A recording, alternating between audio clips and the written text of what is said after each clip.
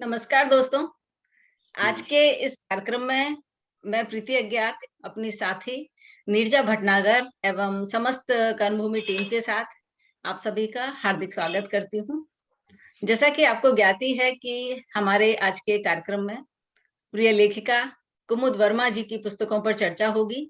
ये पुस्तकें हैं हम तो बच्चे हैं, अध्यापन का इंद्रधनुष और भारत गौरव। इन पर चर्चा करने के लिए हमारे आज के अतिथि हैं हिंदी और राजस्थानी भाषा की सुप्रसिद्ध लेखिका डॉक्टर विमला भंडारी जी। एक और साहित्यकार आदरणीय मंजू मेहमा जी भी अपना वक्तव्य रखेंगी। मंजू जी भी विभिन्न मंचों पर सक्रिय हैं और पूरे जोश के साथ साहित्यिक जगत में अपना योगदान दे रही हैं। आपका भी स्वागत है मंजू जी। हमारे साथ लेखक अनिल मंधानिया जी भी उपस्थित हैं। आप अहमदाबाद से हैं। आपका भी स्वागत अनिल जी। और सूरत से संदीप जैन जी, आप भी हमारे साथ अतिथि के रूप में उपस्थित हैं। स्वागत संदीप जी। आप सभी का हम पूरी टीम कर्मभूमि की ओर से हार्दिक स्वागत और अभिनंदन। दोस्तों, कार्यक्रम जैसे जैसे आगे बढ़ेगा वैसे ही हमारी साथी विनीता आपका सबसे विस्तार से परिचय कराती जाएंगी। लेकिन उससे पहले मैं हमारी आज की संचालक विनीता कुमार का आपसे परिचय करा देती हूँ। विनीता जी, विनीता एक कुमार नाम से लिखती हैं। आप सीतामढ़ी से हैं, कवित्री हैं और विभिन्न साहित्यिक पत्रिकाओं समाचार पत्र में आपकी कविताओं का प्रकाशन होता रहता है। आप ऑल इंडिया रेडियो पर भी काव्य पाठ कर चुकी हैं, दूरदर्शन पर भी साहित्यिक परिचर्चा में शामिल हुई हैं। आपकी एक पुस्तक इंद्रधनुष ई पुस्तक है जो कि प्रकाशित हो चुकी है। इसके अलावा 3 साझा संग्रह हैं विनीता के। आप हमारे प्रधानमंत्री माननीय नरेंद्र मोदी जी के गुजराती काव्य संग्रह का भोजपुरी अनुवाद भी कर रही हैं। यह पुस्तक अभी प्रकाशनाधीन है। इसके अलावा एक और खास कला है विनीता में, आप बहुत ही शानदार मधुबनी पेंटिंग भी करती हैं। विनीता, आपका स्वागत और कार्यक्रम की बागडोर अब आपके हाथों में। शुक्रिया प्रीति। नमस्कार, यहाँ उपस्थित सभी श्रोताओं और जुड़े हुए सभी लोगों का मैं हार्दिक अभिनंदन करती हूँ। और जैसा कि प्रीति ने बता दिया कि आज हम यहाँ बेस्ट सेलर लेखिका श्रीमती कुमुद वर्मा जी के पुस्तकों पर परिचर्चा के लिए इकट्ठे हुए हैं। तो मैं कुमुद वर्मा जी का एक परिचय आपके सामने रखूंगी। हालांकि मैं शॉर्ट में ही रखूंगी क्योंकि परिचय तो इन लोगों ने अपने जीवन में इतना काम किया है कि इनका अगर मैं विस्तृत परिचय देने जाऊं तो काफी समय जाएगा।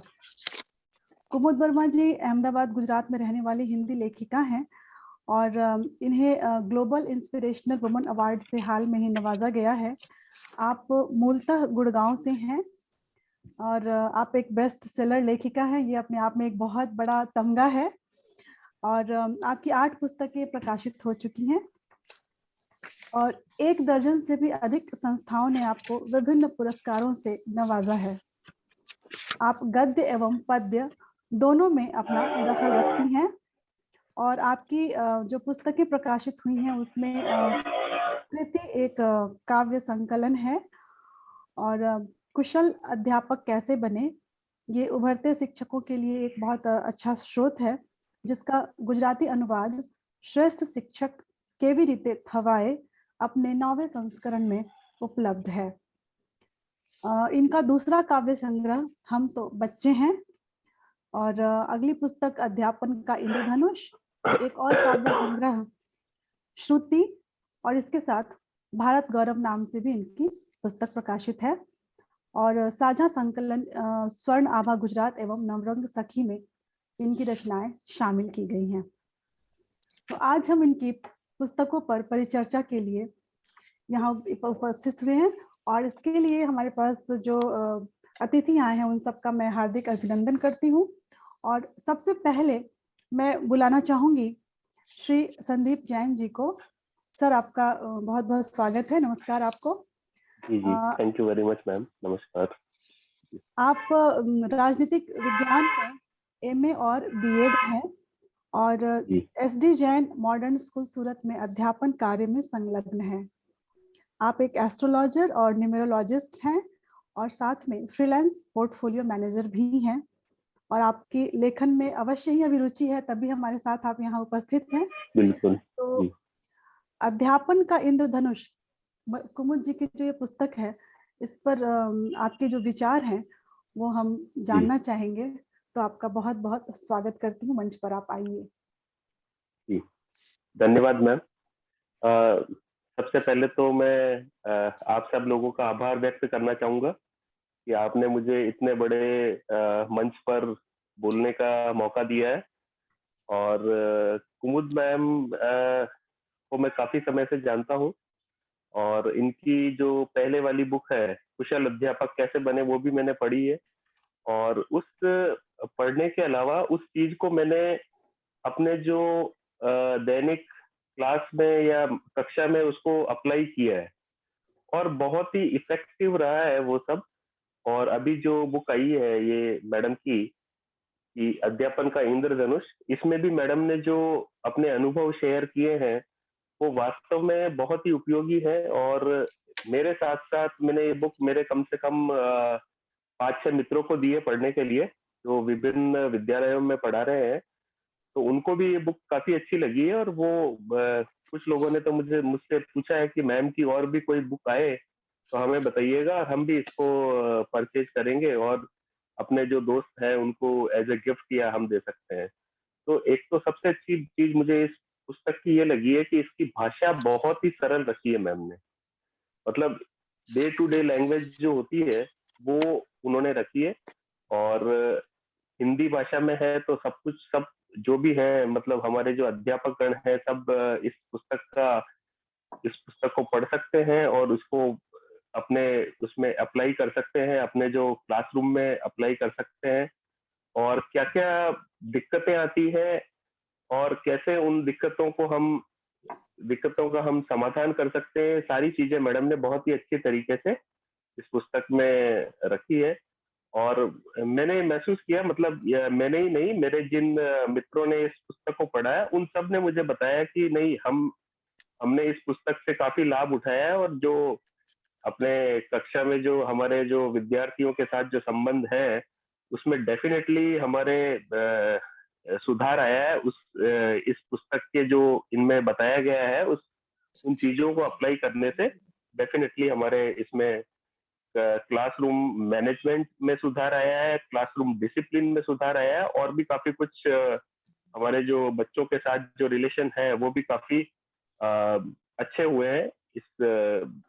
इस पुस्तक में जो भी आइडियाज और जो भी विचार दिए गए हैं उनको अप्लाई करने के बाद, तो ये बहुत ही अच्छी पुस्तक है। और मैं काफी लोगों को रेकमेंड भी कर चुका हूँ ये पुस्तक, और उनको सबको निश्चित तौर पे ये पुस्तक पसंद आई है। और उन्होंने अपने आप को, मतलब इस पुस्तक में जो आइडियाज और जो दिया गया है उसको अपने इसमें अप्लाई करने की कोशिश की है। तो बहुत ही अच्छी पुस्तक है। और खासकर मुझे बस इसकी सरल भाषा जो है वो बहुत अच्छी लगी है। मतलब हर कोई इसको समझ सकता है जो हिंदी साहित्य को, मतलब हिंदी साहित्य जो है उससे ज्यादा परिचित नहीं होते हुए भी सामान्य हिंदी में है तो वो मतलब इस पुस्तक की भाषा को समझ सकता है इजीली, और उसको अप्लाई कर सकता है अपनी मतलब क्लासरूम में। जी सर, हम चाहेंगे कि आपका वक्तव्य थोड़ा हम ज्यादा सुनना चाहेंगे। आपने जी जो कह रहे हैं कि ये पुस्तक की जो इम्प्लीमेंट किया आपने, वो क्या सब चीजें थी जिसको आपने इम्प्लीमेंट किया, किस तरह के सुधार हुए, आप प्रकाश डालें तो अच्छे से समझ में आती बात। हाँ, जैसे इसमें ये बताया गया कि हमें, मतलब जो बच्चे हैं उनकी क्या मतलब स्थिति है, वो क्या सोच रहे हैं। तो इसमें कई सारे ऐसे दृष्टांत दिए गए हैं जिससे हमें पता लगता है कि मतलब सामने वाला जो है बच्चा वो क्या सोच रहा है या उसकी क्या स्थिति हो सकती है। तो उसके हिसाब से हम उसका सॉल्यूशन मतलब निकाल सकते हैं। कोई भी समस्या आ रही है, चाहे वो डिसिप्लिन से रिलेटेड हो, चाहे बच्चे का सब्जेक्ट में इंटरेस्ट नहीं लेना हो। तो ऐसे अभी पर्टिकुलर कोई एग्जांपल तो मुझे याद नहीं आ रहा, लेकिन काफी बार हमने किया है ये चीजें, मतलब और वो काफी सक्सेसफुल रही है कि क्लासरूम डिसिप्लिन इम्प्रूव हुआ है और क्लासरूम मैनेजमेंट मतलब बेटर हुआ है। तो वो एक चीज मैं कह सकता हूँ। सर, यहाँ पे आप वो एग्जाम्पल कोट कर सकते हैं जो हमने साथ में किया था, साइंस एक्सपेरिमेंट्स वाला। साइंस एक्सपेरिमेंट का, जी जी जी। तो इसमें ऐसा हुआ कि हम लोग एक एकलव्य विद्यालय है, वहाँ पे जो ट्राइबल आदिवासी बच्चे हैं उनके लिए हमने साइंस जो एक्सपेरिमेंट्स काफी सारे हैं, मतलब सरल एक्सपेरिमेंट्स है, वो हमने तैयार किए। और नॉर्मली हम ये देखते हैं कि बच्चे साइंस में इंटरेस्ट नहीं लेते हैं, लेकिन वो खेल खेल में विज्ञान के जो प्रयोग है उसको करना, और उन बच्चों ने उन प्रयोगों में इतना इंटरेस्ट लिया। पहले टीचर्स की कंप्लेन होती थी कि बच्चे साइंस में इंटरेस्ट नहीं लेते हैं, लेकिन हमने 15 से 20 एक्सपेरिमेंट और प्रयोग तैयार किए और उन प्रयोगों को बच्चों को दिखाया। उन प्रयोगों को बच्चों ने देखा तो उन्हें बड़ा इंटरेस्ट आया, बड़ी रुचि जागृत हुई साइंस में। और फिर उस प्रयोग को दिखाने के बाद जो उनके जो फंडामेंटल जो कह सकते हैं, विज्ञान की भाषा में हम क्या वर्ड यूज कर सकते हैं, सिद्धांत जो है वो हमने बच्चों को समझाया है। तो इस तरह से क्या हुआ कि खेल खेल में वो विज्ञान के सिद्धांत भी उन्होंने बच्चों ने ग्रहण कर लिए और ये प्रयोग भी उनको समझ में आ गए। तो मतलब कहने का मतलब यही है कि शिक्षण को इस तरह से हम कर सकते हैं कि वो एक खेल खेल में मतलब बच्चा उस चीज को समझ भी ले और उसके ऊपर बर्डन भी नहीं आए। जैसे मैं मेरे सब्जेक्ट का बताता हूँ, सोशल साइंस में पढ़ाता हूँ नॉर्मली 9th-10th में। तो वहां क्या प्रॉब्लम आती है कि सोशल साइंस के अंदर बच्चे जो है इंटरेस्ट नहीं लेते। They say that it is very boring, इसको एक बोरिंग सब्जेक्ट मानते हैं। तो जब से जैसे मैडम ने ये जो बताया है उसके बाद से मैंने ऐसा किया कि अपने 40 मिनट के कालांश में मैंने 10 मिनट बच्चों को एक अलग एक्टिविटी के लिए दे दिए कि हम इस पे 10 मिनट के लिए रोज करंट अफेयर्स में जो भी हो रहा है उस पर डिस्कस करेंगे। जैसे अभी रशिया यूक्रेन क्राइसिस चल रहा है, तो मतलब कोई भी चीज हो रही है, price of the crude oil is increasing, और भी कोई कई सारी चीजें हैं। तो बच्चों को बड़ा इंटरेस्ट आया, वो न्यूज़पेपर में या अपने लेवल पे जो इंफॉर्मेशन को कलेक्ट करते हैं और फिर 10 मिनट उसमें जो भी डिस्कशन वगैरह होता है उसमें बड़ा पार्टिसिपेट करते हैं और इंटरेस्ट लेते हैं। और ये जो है करंट अफेयर्स पे डिस्कशन उनके सब्जेक्ट से रिलेटेड ही है। तो डेफिनेटली इस चीज से जैसे सब्जेक्ट में उनका इंटरेस्ट डेवलप हुआ है। और फिर 10 मिनट का हम ये करके और फिर अपने जो सिलेबस है, मेन पाठ्यक्रम है, उस पर हम चले जाते हैं। तो बच्चे भी खुश हैं कि नहीं, हमें भी कुछ एक्स्ट्रा जानने को मिल रहा है। और जो बच्चे इंटरेस्टेड नहीं होते थे उन बच्चों ने भी इंटरेस्ट लेना शुरू कर दिया, क्योंकि उनको करंट अफेयर्स और ये सब चीजों में काफी इंटरेस्ट था। तो ये एक मैंने अपने पर्सनल लेवल पे इसका एप्लीकेशन किया है मैडम के आइडियाज का, और ये काफी सक्सेसफुल रहा है बच्चों का। मतलब अब हमारे सब्जेक्ट में पिछले 6-7 महीने से मैं कर रहा हूँ, तो काफी अच्छा इंटरेस्ट उसमें डेवलप हो गया है। ये एक मैं पर्टिकुलर एग्जांपल आपको दे सकता हूँ कि कैसे जो अध्यापन का इंद्रधनुष है वहां से मैंने कैसे आइडियाज लेके अपने क्लासरूम टीचिंग में मैंने सुधार किया है। जी बहुत शुक्रिया सर, जी आपने जी धन्यवाद। एग्जाम्पल्स बताया जी, तो वो उसके जो बाद आपने काफी अच्छे से समझ में आया। 8-10 मिनट के लिए जो तो उनको मुझे आपने दिया समय, जी उससे बच्चों जी की जी वो वन साइडेड टीचिंग से बच्चे बोर हो जाते हैं। जी जी जी इंटरैक्टिव बिल्कुल। क्लासेस होती हैं तो वो भी जाग जाते हैं और उनको भी लगता है कि हम भी कुछ बता सकते हैं। I think that's a very good idea, it should be there. नहीं, वो Yes, सही very बात true, है। very true. बच्चों को खेल खेल में अगर सिखाया जाए तो उनकी लर्निंग बढ़ती है। जी। वो 100% सही बात है। हमारे टाइम पे ये सब नहीं था, हमें सीधा पढ़ाया जाता था क्लासरूम में। लेकिन अभी ये जो एक्सपेरिमेंट्स किए जा रहे हैं ये एक्चुअली बहुत काम कर रहा है। तो और एक्चुअली ये जो कार्य इन्होंने करा है ना, ये करंट अफेयर्स, दैट जी। लिंक्स पास्ट एंड प्रेजेंट, बच्चों के Right. सोचने का एक वो मुद्दा मिलता है। और इसी बहाने उनका जनरल नॉलेज भी बढ़ता है। ये भी हाँ। बहुत अच्छा है। जनरल नॉलेज जब तक वो और हाई स्टैंडर्ड तक इन जाएंगे उनके पास अच्छा खासा गैदर हो जाएगा इंफॉर्मेशन। नहीं, और इनसे जो चीजें हैं जुड़ी हुई है, जैसे कि रूस और यूक्रेन में जो कॉन्फ्लिक्ट चल रहा है उससे क्रूड ऑयल का प्राइस बढ़ रहा है। तो ये जी इकोनॉमिक्स से भी रिलेटेड हो गया है पूरा। अब इससे बच्चे ये देख रहे हैं कि इस क्राइसिस से स्टॉक मार्केट में क्या अप एंड डाउन हो रहा है, क्योंकि जैसे ही न्यूज आती है कि रूस और यूक्रेन में मतलब कॉन्फ्लिक्ट बढ़ रहा है या टेंशन बढ़ रहा है तो स्टॉक मार्केट गिरता है।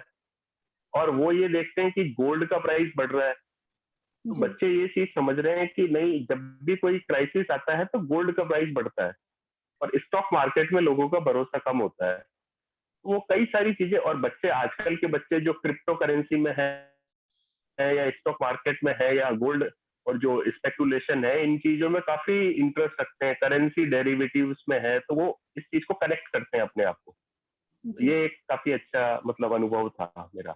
नहीं, और ये बहुत बढ़िया है इसलिए भी कि आपने भी सुना होगा, आप तो शिक्षक हैं, हम तो अभिभावक के रूप जी। में जितना समझते हैं कि इस जनरेशन के बच्चे देश और दुनिया से ज्यादा मतलब नहीं रखते।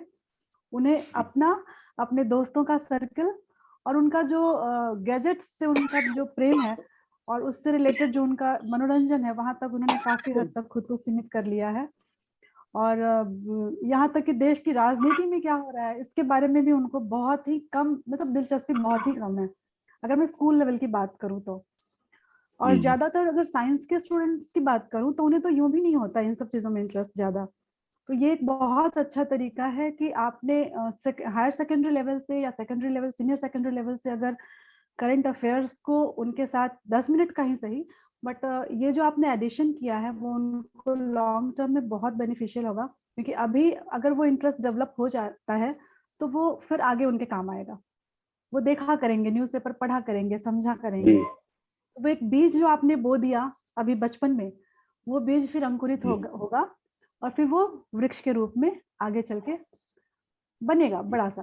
एक ऐसा और मैं चीज मैं मानती शेयर हूँ। करता एक और चीज मैं आवश्यकता शेयर करना बहुत चाहता है। हूँ, मुझे बस जी याद आया कि मैं एक्चुअली क्या करता हूँ, बच्चों को ये बोलता हूँ, ये भी मैडम का ही आइडिया है कि आ, उनकी रीडिंग स्किल्स डेवलप करने के लिए मैं उनको बोलता हूँ कि आप कोई भी है, टाइम्स ऑफ इंडिया या आपके घर में कोई भी न्यूज़पेपर आ रहा है, उसका आपको जिसमें भी इंटरेस्ट है, अगर स्पोर्ट्स में इंटरेस्ट है तो आप वो पढ़िए। मतलब आप अपने इंटरेस्ट का जो भी है वहां से आप शुरुआत करिए। आपको बिजनेस में इंटरेस्ट है, वहां से पढ़िए। आपको बॉलीवुड में इंटरेस्ट है, आप अहमदाबाद टाइम्स पढ़िए या सूरत टाइम्स पढ़िए। तो बच्चा वो एक पेज से स्टार्ट करता है, और ऐसे काफी बच्चों को देखा है जो अब पूरा न्यूज़पेपर पढ़ते हैं।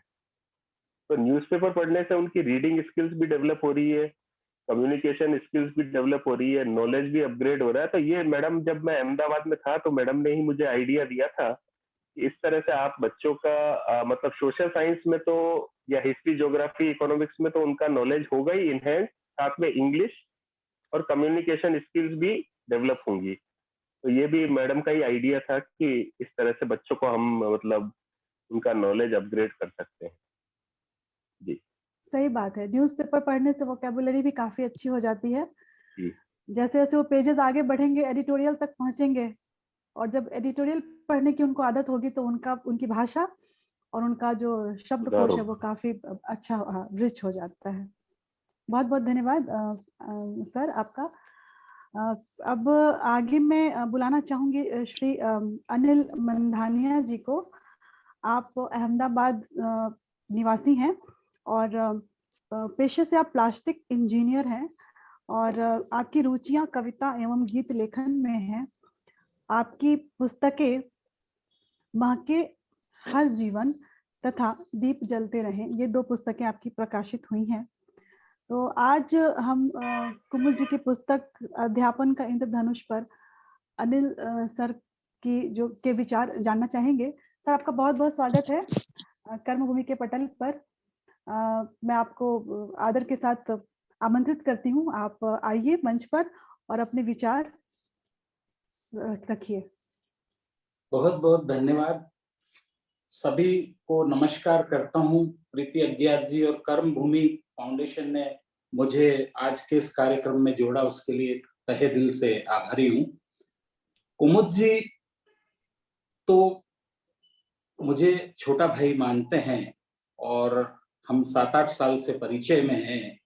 तो इतनी सुलझी हुई और बहुमुखी प्रतिभा की धनी व्यक्ति मुझे अपना छोटा भाई मानते हैं। नो डाउट मैं उम्र में थोड़ा सा इनसे बड़ा हूँ, पर इन्होंने बड़ी बहन से मुझे हमेशा स्नेह दिया है और इनकी बहुमुखी प्रतिभा का परिचय हमेशा कराया है। सबसे पहले हम शिक्षा की बात कर रहे हैं तो मैं संदीप जी जैन शिक्षक हैं या शिक्षण संस्था चला रहे हैं, आप में से काफी लोग शिक्षण क्षेत्र से जुड़े हैं, मैं इंडस्ट्री से ज्यादा जुड़ा हूं, लेकिन मैं उन गुरुओं को नमन करना चाहता हूं, 2 पंक्तियां उनके सम्मान में, कि नमन करूं गुरुवर आपको, नमन करूं गुरुवर आपको, मैं हृदय से बार बार, और जीवन पथ पर चलना सिखाया, दी शिक्षा उच्च विचार, जग शिक्षक अध्यापक कहे, जग शिक्षक अध्यापक कहे, हम माटी आप कुम्हार, और आपके मार्गदर्शन से हमने किया शिक्षा भवसागर पार। तो मेरे आज तक के जीवन में जितने भी शिक्षक गुरु आए हैं जो मुझे कुछ ना कुछ सिखा के गए, उन्हें प्रणाम करके मैं आगे की बात करता हूँ। इस पुस्तक का अध्यापन का धनुष का शीर्षक ही इतना अच्छा है जो अपने आप में सारी बात कह जाता है। हालांकि मैं साहित्य क्षेत्र से नहीं हूं, दिल की अनुभूति से अपनी बात व्यक्त कर रहा हूं कि अध्ययन और अध्यापन जैसे जटिल कठिन और बोझिल कार्य को आपने इंद्रधनुष की उपमा देकर रंगीन और खुशनुमा बनाने का जो बीड़ा उठाया, उसके लिए कुमुद जी मैं आपको दिल से अभिनंदन करता हूं। और जिस सरल भाषा में ये सब लिखा गया है कि ये इनकी लिखी हुई हर बात दिल में सीधी उतर जाती है। तो कहीं मैंने कभी लिखा भी था कि लिखो तो कुछ ऐसा लिखो, लिखो तो इतना सरल लिखो कि किसी के दिल में उतर जाए, लिखो तो इतना सरल लिखो कि किसी के दिल में उतर जाए और उसका जीवन संवर जाए। तो यही बात इन्होंने अपनी पुस्तक में व्यक्त की है। और मेरा ये मानना है कि किसी भी देश का भविष्य बच्चे होते हैं, वो तो हम सब जानते ही हैं, पर बच्चों का फाउंडेशन कितना सही होता है, उन्हें क्या सही दिशा मिलती है। आज पढ़ाई मेरे हिसाब से तो नॉलेज होने की जगह एक डेटा बैंक हो गई है। सब लोग बस मार्क्स स्कोर करने में रहते हैं, जबकि शिक्षा का सही अर्थ तो जीवन को सरल बनाना, व्यवहार कुशलता या अलग अलग क्षेत्रों में महारत हासिल करना है। तो मेरा ये मानना है कि शिक्षक लोग खुद सुलझे हुए होंगे, और जो बच्चे जो अभी घड़े नहीं गए हैं और जिनमें इतनी समझ नहीं है, उनको सरलता से कोई बात उन तक पहुंचा पाएंगे तो ही वो उन्हें कुछ सिखा पाएंगे और आगे देश के लिए अच्छा भविष्य बना पाएंगे। 2 पंक्तियां कहना चाहता हूं जो शिक्षा के बारे में भी है और कुमुद जी के बारे में भी है, कि शिक्षा से है सोच संवरती, शिक्षा से है सोच संवरती, इंसान बनता गुणवान, परिवार बनता धनवान और देश बनता महान। शिक्षा जैसे कठिन कार्य को कुमुद जी बना रही हैं आसान, और उनके इस अनुपम प्रयास को हमारा नमन वंदन प्रणाम। तो मैं अभी इस क्षेत्र का विद्यार्थी हूं, और मैं हकीकत में तो बहुत ज्यादा समय नहीं दे पाया हूं कुछ मेरे व्यस्त कार्यक्रमों के। तो मैं चाहता हूं कि आप लोग इस कार्यक्रम को आगे बढ़ाइए। मैं थोड़ी देर के लिए जुड़ा था, कोशिश करता हूं आप सबको सुनने की का प्रयास है मेरा। जितनी देर जुड़ा रह सकूंगा जरूर जुड़ा रहूंगा। कुमुद जी, एक बार आपको फिर से अभिनंदन और कुछ शुभकामनाएं आपके लिए, कि उम्मीद की खुशबू हो, उम्मीद की खुशबू हो, आत्मविश्वास का आत्मबल हो, जीवन की हर डगर पर खुशियों भरा हर पल हो, सपनों में चमक हो, इरादों में जोशे बल हो, खुशहाल आज भी हो, हरियाला आपका कल हो, हरियाला आपका कल। धन्यवाद। धन्यवाद छोटे भाई। शुक्रिया सर। तो फिर हम क्योंकि सर के पास समय कम है तो उन्होंने संक्षिप्त अपना विचार रखा हमारे सामने, तो कार्यक्रम को हम आगे बढ़ाते हुए और डॉक्टर विमला भंडारी जी को मैं आमंत्रित करती हूँ। मैडम, आपका बहुत बहुत स्वागत है, आपको प्रणाम करती हूँ। डॉक्टर विमला भंडारी जी विश्व की 111 हिंदी लेखिकाओं में से एक हैं। आप राजस्थान के उदयपुर एवं सलुम्बर क्षेत्र में कार्यरत हैं। कहानी, कविता, नाटक, फीचर, लेख इत्यादि तो आपकी रचनात्मक विधाएं हैं ही, परंतु आपका विशेष रुझान बाल साहित्य रचना की ओर है। ऐसा मैं मानती हूँ। मैडम का परिचय देख करके मैंने ये अनुमान लगाया कि बाल साहित्यिक और बालकों की शिक्षा की तरफ आपका ज्यादा रुझान है और उसके लिए आप ज्यादा काम कर रही हैं। और आपके 9 बाल कहानी संग्रह और 5 बाल उपन्यास प्रकाशित हो चुके हैं। इसके अलावा आपकी प्रकाशित रचनाओं की सूची तो काफी लंबी है, तो इतना मैं आपको बता रही हूँ। इसके अलावा आप साहित्य अकादमी नई दिल्ली से बाल साहित्य में पुरस्कृत हैं। आपके पुरस्कारों की सूची भी बहुत लंबी है, तो अभी आपका वक्तव्य सुनना ज्यादा जरूरी है, इसलिए मैं बताना यही चाहूंगी कि अनेक संस्थाओं ने, राजस्थान साहित्य अकादमी, राजस्थानी भाषा साहित्य और साहित्य अकादमी, ऐसी बड़े बड़े संस्थाओं से आप पुरस्कृत हैं। तो मैम आपका बहुत बहुत स्वागत है। आप मंच पर आइए और कुमुद जी की पुस्तक भारत गौरव पर हम आपका वक्तव्य सुनना चाहेंगे। आपके क्या विचार है? तो आपका बहुत बहुत स्वागत करती हूँ मैम। आप सभी से मेरा नमस्कार। वैसे तो सफर में कई पड़ाव आते हैं, पर कुछ किनारे दूर तक जाते हैं। मखमली कोमल धूप का एहसास मीलों साथ चलता है। बहुत कुछ घटता है जीवन में, कुछ विशेष ही स्मृतियों में शेष रहता है। किसने किसको इतना मान दिया है, अपनी अपनी पीड़ा का आंसू सबने चुपचाप पिया है। बहुत मुझे लगता है जैसे आजकल की ही बात हो।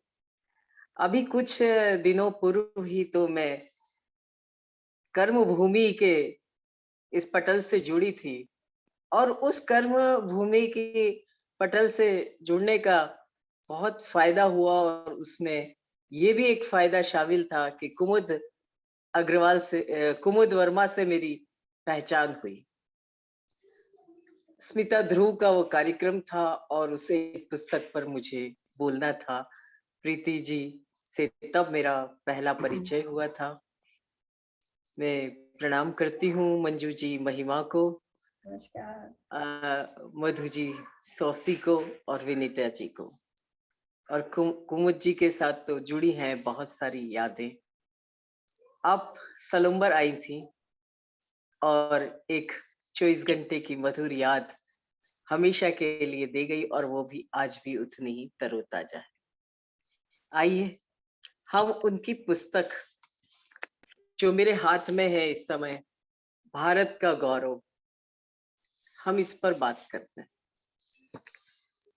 इस पुस्तक पे बात करूं उससे पहले एक बात छोटी सी रेखांकित करना चाहूंगी कि 2019 में मुझे यूरोप जाने का अवसर मिला, और यूरोप के अंदर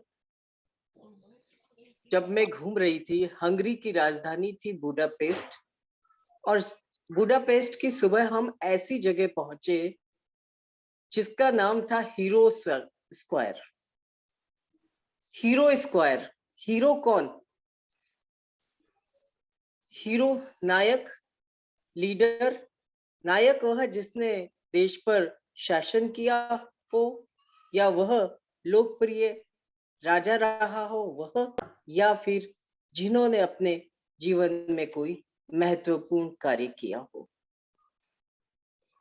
तो हंगरी वालों ने अपनी स्थापना के 1000 वर्ष पूरे करने पर मिलेनियम वर्ष मनाया, और जैसा कि वहां पे भी प्रचलन है, हमारे यहाँ पे भी चौगानों का प्रचलन रहा है कि चौगान होते हैं, तो वहां पे भी जो चौगान था जिसको वो स्क्वायर कहते हैं, उसको हीरो स्क्वायर का नाम दिया गया। और उस हीरो स्क्वायर के साथ 7 मूर्तियां ऐसी जड़ गई जो जिन्होंने देश के लिए, राष्ट्र के लिए किया। ये बात का संदर्भ मैंने इसलिए यहाँ पे दिया क्योंकि मेरे हाथ में एक ऐसी पुस्तक है जिसका नाम है भारत गौरव। तो ये भारत गौरव जो है, ये ऐसे हीरो हैं जो आज के हैं, लाइव हीरोज जिनको कह सकते हैं, इसमें एक गिनती और ज्यादा है। वहां केवल 7 स्टैचू ही थी, किंतु इसके अंदर लाइव 8 लोग हैं। इस पूरे संकलन के अंदर 8 लोगों की कहानी है। कहानी कह दीजिए आप उसको, या जीवनी कह दीजिए। संक्षिप्त जीवनी ही कहना मैं ज्यादा पसंद करूंगी, कि उनके तमाम उन घटनाक्रमों का उल्लेख है उसके अंदर, कि किस तरह से उनकी शिक्षा दीक्षा हुई और किस तरह से उनकी शुरुआत हुई, और कैसे कैसे इन लोगों ने अपने जीवन के अंदर विभिन्न मकसद अपनाए, और उन मकसद को अपनाते हुए उन्होंने अपने क्षेत्र में माइलस्टोन वर्क किया। कुमुद जी को मैं पहले तो इस चिंतन के लिए बहुत बधाई देना चाहती हूँ कि आपने ऐसे देश के 8 लोगों के लिए उनको हाईलाइट करते हुए इस तरह की पुस्तक लिखी। दिखने में मात्र पुस्तक 62-65 पेज की पुस्तक है, किंतु इस 65 पेज की किताब के अंदर अपने 8 लोगों के उन कार्यों का लेखा जोखा लिखा है, जो देश के लिए काम कर रहे हैं, जिनके सामाजिक सरोकार हैं, जो समाज के लिए काम कर रहे हैं।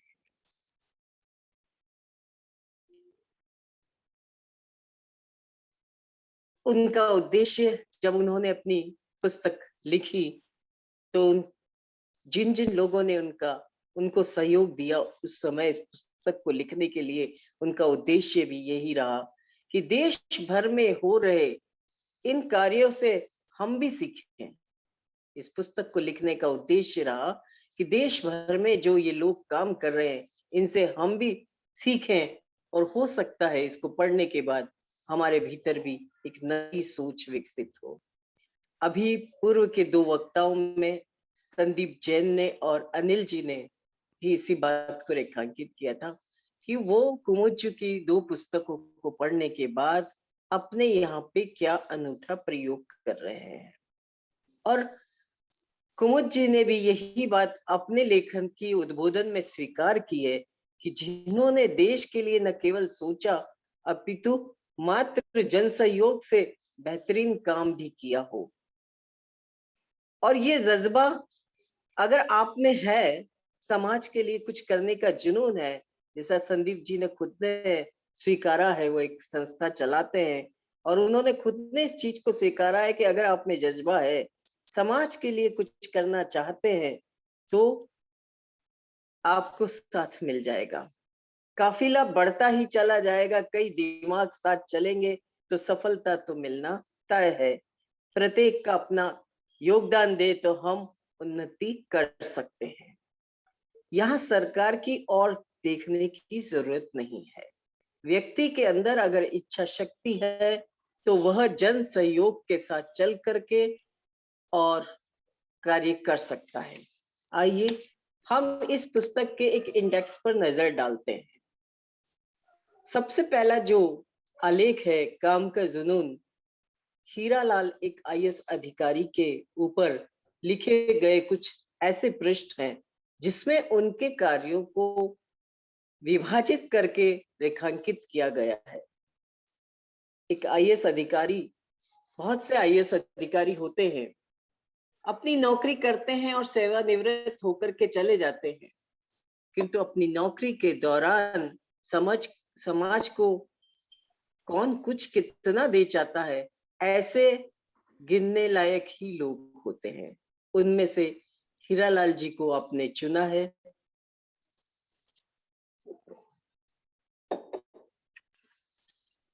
उनके कार्यों को रेखांकित करते हुए आपने बताया है कि मॉडल गांव का विकास उन्होंने किया। किसी गांव को मॉडल बनाना यानी मॉडल बनाने में यानी उनका चहुमुखी विकास। वहां सबसे पहली बात तो पैदावार अच्छी हो, उन्नत तरीके की कृषि हो, जल संसाधन बहुत सुदृढ़ हो और धीरे धीरे उनकी आर्थिक स्थिति भी सुदृढ़ हो जाए और शिक्षा भी सबको समुचित रूप से मिलने लगे। यातायात के साधन हो, वहां बिजली हो और पढ़ाई की अच्छी व्यवस्था हो, अस्पताल हो, ये सारी सुविधाएं हो। इस तरह से एक गांव को चुन करके उसको लक्ष्य करके उन्होंने मॉडल गांव बनाया। इतना ही नहीं, क्योंकि हमारा देश जो है विश्व का सबसे बड़ा लोकतांत्रिक देश है, वहां मतदान के लिए लोगों को कैसे जागरूक किया जाए उसको भी वो रेखांकित करती हैं अपने दूसरे चैप्टर में, कि किस तरह से उन्होंने मतदान का जागरूकता अभियान चलाते हुए कि इस बार हमको 90% जो है लोगों को वोट देना है। 90% वोट देने के लिए उन्होंने नारा दिया, अब की बार 90 के पार। और लोगों में एक जागृति आई, वोट देने के लिए क्रांति आई। उसके लिए डेस्क वर्क किया गया कि कौन बाहर है, कौन कैसे है, कैसे किसी को बुलाया जा सकता है और मतदान कराया जा सकता है। इस वजह से वहां का मतदान स्तर सुधरा। खुद प्रधानमंत्री नरेंद्र मोदी उस गांव को देखने भी गए थे। वहां पर जो पेयजल की संकट आ रहा था, पेयजल की जो समस्या थी, उसका पेयजल को उन्होंने संरक्षण किया और बताया कि कैसे ट्यूबवेल के चारों तरफ खोद दिया जाए ताकि जो पानी वर्षा का पानी है वो उसके अंदर समाहित हो सके और भूजल स्तर को कैसे हम कायम रख सके और बना सके, वर्षा का पानी बह करके व्यर्थ ना चला जाए। इस तरह से हीरालाल जी का उन्होंने लेखा जोखा अपने पहले ही चैप्टर में किया है। मैं आपको बता दूं कि इस पुस्तक की दूसरी खूबसूरत पहलू ये भी है कि उन्होंने न केवल पुस्तक में उनके विवरण दिए हैं, बल्कि उनके फोन नंबर दिए हैं, संपर्क नंबर दिया है, उनका जो वो कार्य कर रहे हैं उसके वेबसाइट नंबर दिए हैं और अपना उनका मेल आईडी दिया है, और उसके साथ साथ उन्होंने कुछ फोटोग्राफ्स भी उसमें दिए हैं और रंगीन फोटोग्राफ्स हैं। तो ये पुस्तक को पूरा बनाती है और पूरा बनाने के बाद ये पुस्तक इतने अच्छे और सुंदर शब्दों में लिखी गई है, ये बहुत पठनीय है। आइए अब मैं आती हूँ इसके दूसरे हिस्से पर, और ये जो है सबसे अंतिम हिस्सा है जिसने मुझे बहुत देर तक झकझोरा और बहुत देर तक गदगद किया। ऐसे व्यक्ति को चुनना और अपनी लेखनी के अंदर इसको शामिल करना, लिखना, वाकई में ये उनके भीतर का सौंदर्य बहुत है। और मैं बात करने जा रही हूँ आपको कर्मठ गांधीवादी श्री जयेश ईश्वर भाई की। जी हाँ, जयेश ईश्वर भाई के बारे में वह जब बात करती हैं तो वह लिखती हैं कि कभी कभी ऐसा भी होता है कि चाहे आप लेखन के कितने भी धनी हो, किंतु शब्द हमसे चूक जाते हैं और कोई शब्द हमको सूझते नहीं हैं।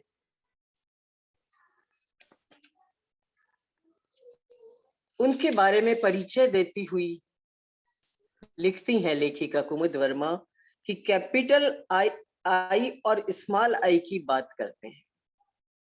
कैपिटल आई को उन्होंने प्रतिबिंबित किया है खुद के स्वार्थ और मतलब के लिए, और स्मॉल आई की बात करते हैं पर हित के लिए। ये मेरे लिए बड़ी एक चौंकाने वाली बात थी। जब मैंने इसको पढ़ा तो मैं खुद भी इस उलझन में आ गई कि ये तो मैंने कभी पढ़ा नहीं कि कैपिटल आई और स्मॉल आई क्या चीज होती है। तो उन्होंने जो इसको डिस्कशन किया, आगे जाकर के मुझे पता चला कि आप क्या कहना चाहती, इसका क्या अभिप्राय है। जयेश भाई एक ऐसे सफाई कर्मी के पुत्र थे जिनके पिता को लोग मिस्टर टॉयलेट कहते थे। अक्सर हम लोगों की नजरें इस ओर उठती नहीं है, हमारी लेखनी इस ओर चलती नहीं है, किंतु उन्होंने इसे लिखा और उन्होंने जैसा कहा होगा वैसा ही इसके अंदर उन्होंने लिखा है कि कॉलेज में जब मैं था तो मेरे पिताजी को मिस्टर टॉयलेट कहते थे। अब आपको कोई मिस्टर टॉयलेट कहे तो कैसा लगेगा? वह तो खुश हो जाते थे। पिता के लिए लिख रहे हैं कि ये बात सुनकर के तो पिताजी खुश हो जाते थे, इतना खुश हो जाते थे कि मिस्टर टॉयलेट ईश्वर भाई, इतना खुश हो जाते थे, वो आगे अपना नाम भी जोड़ते थे। उनको ईश्वर भाई सफाई वाला बोलते थे। मैं बाइक रखता था, अच्छे कपड़े पहनता था, मैं क्रिकेट का कैप्टन था, वॉलीबॉल का कैप्टन था, और बहुत शौक रखता था। मुझे लोग बेबी टॉयलेट बोलकर तंग करते थे और मुझे अच्छा नहीं लगता था। मेरा नाम जयेश है तो मुझे जयेश झामरू, झाड़ू वाला बोलते थे। ये सुनकर मैं बहुत परेशान हो जाया करता था। पिता के पेशे से बेटे को शर्मिंदगी का एहसास पल पल हो रहा था, चाहे वो कितना भी उच्च स्तर पे था। आखिर में क्या होता है कि वो भारत से पलायन कर जाता है, क्योंकि भारत के अंदर यही तो मानसिकता अभी तक नहीं गई है कि एक सफाई कर्मी को किस नजरिए से देखा जाता है। देखने के साथ साथ उसे पुकारा भी जाता है, अस्पृश्य भेदभाव करते हैं, छुआछूत करते हैं, किंतु उसके साथ व्यवहार में और बोलचाल में भी करते हैं। उस किशोर वय के या जवान होते हुए उस पुरुष के मन की बात देखिए कि वह अपनी पत्नी के साथ ब्रिटेन चला गया और बहुत समय तक वहां रहा, किंतु उसके बाद क्या हुआ? आपने समाज में बहुत निकृष्ट काम को किया, फिर भी आप खुश रहे, इसका क्या कारण है? वहां जाकर के जब उसका ऐसा समय आया कि मन नहीं लगा जयेश भाई का, तो उसने अपने पिता से पूछा पत्र लिख करके कि आपने समाज में बहुत निकृष्ट काम किया, फिर भी आप खुश रहे, इसका क्या कारण है? लोग गालियां भी देते रहे, किंतु खुश रहे। आप एक प्रधानमंत्री से बात करते हो तो भी प्यार से करते हो, आप एक सफाई कर्मचारी से बात करते हो तो भी उसी प्यार से। दोनों तरह के लोगों से, सफाई कर्मचारी और प्रधानमंत्री से बात करते वक्त एक जैसे भाव होना कैसे संभव है? उन्होंने अपने पिता से ये प्रश्न किया। बदले में पिता ने भी उन्हें पूरे उत्तर दिए और हुआ क्या कि जयेश भाई फिर से खुशियां तलाशने के लिए भारत चले आए, अपने पिता के साथ रहा और जाकर के कहा कि मैं आपके साथ काम करने के लिए तैयार हूं। पिताजी खुश हुए और उन्होंने कह दिया कि कल तुम्हारे को एक ऑब्जेक्ट मेरे साथ पूरा करना है। ऑब्जेक्ट क्या था? 125 सार्वजनिक शौचालयों को साफ करना। इसके लिए वह तैयार हुए। उन्होंने जीन्स पहन रखी थी, उसको ऊपर चढ़ाया, नाक पर कपड़ा बांधा, पाँव में जूते पहने रबर के और गए। कि जैसे ही वह टॉयलेट में जाते हैं कि वो भपके से एकदम से बाहर निकलते हैं कि मुझसे नहीं होगा काम, किंतु उनके पिता गए अंदर और उन्होंने वह काम कर लिया। धीरे धीरे उन्हें पता चलने लगा कि वह अपने काम को ही पूजा मानते हैं, उसको ही ईश्वर मानते, इसलिए उन्हें किसी भी तरह की गिन नहीं आती है। किंतु कैसा विकृत है हमारा समाज की मानसिकता कि जहां पर गंदगी फैलाने वाला 1000 लोग हैं, सफाई करने वाले 2 हाथ हैं और वो 2 हाथों को निकृष्ट दृष्टि से देखा जाता है। जहाँ हजारों गंदगी करने वाले हैं, वहां सफाई करने वाले उन 2 हाथों को है दृष्टि से देखा जाता है। कल्पना करिए जिस दिन ये सफाई करने वाले नहीं होंगे या ये सफाई नहीं होगी, तो हम ऐसे माहौल में कैसे रहेंगे? हमारे चारों ओर सड़ांत और बदबू ही बदबू होगी। उन्होंने, चूंकि उनके पिता जो थे वो सच्चे गांधीवादी थे और उन्होंने अपने पिता के आदर्शों को अपनाया और उस रास्ते पर चल पड़े। और बहुत बड़ा ये चैप्टर, इसकी तो मैं जितनी भी बात कहूँ वह कम है, किंतु इस कोटेशन को मैं जरूर दोहराना चाहूंगी कि वह भारत को माँ कहते थे। वो अपने पिता के बारे में लिख रहे हैं कि वह भारत को माँ कहते थे, तो ये काम अब वह अपनी माँ के लिए करते थे।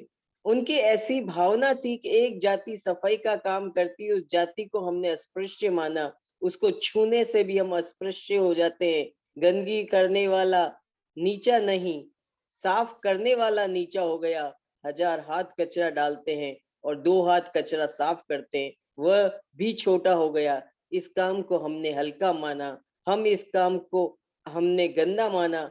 गांधी जी कहते थे कि मेरा दोबारा जन्म हो, मैं ब्राह्मण के यहाँ नहीं, क्षत्रिय के यहाँ नहीं, शूद्र के यहाँ नहीं, अति शूद्र के यहाँ जन्म लूं, जिससे मैं उनके दुख, दर्द और अपमान को समझ सकूं।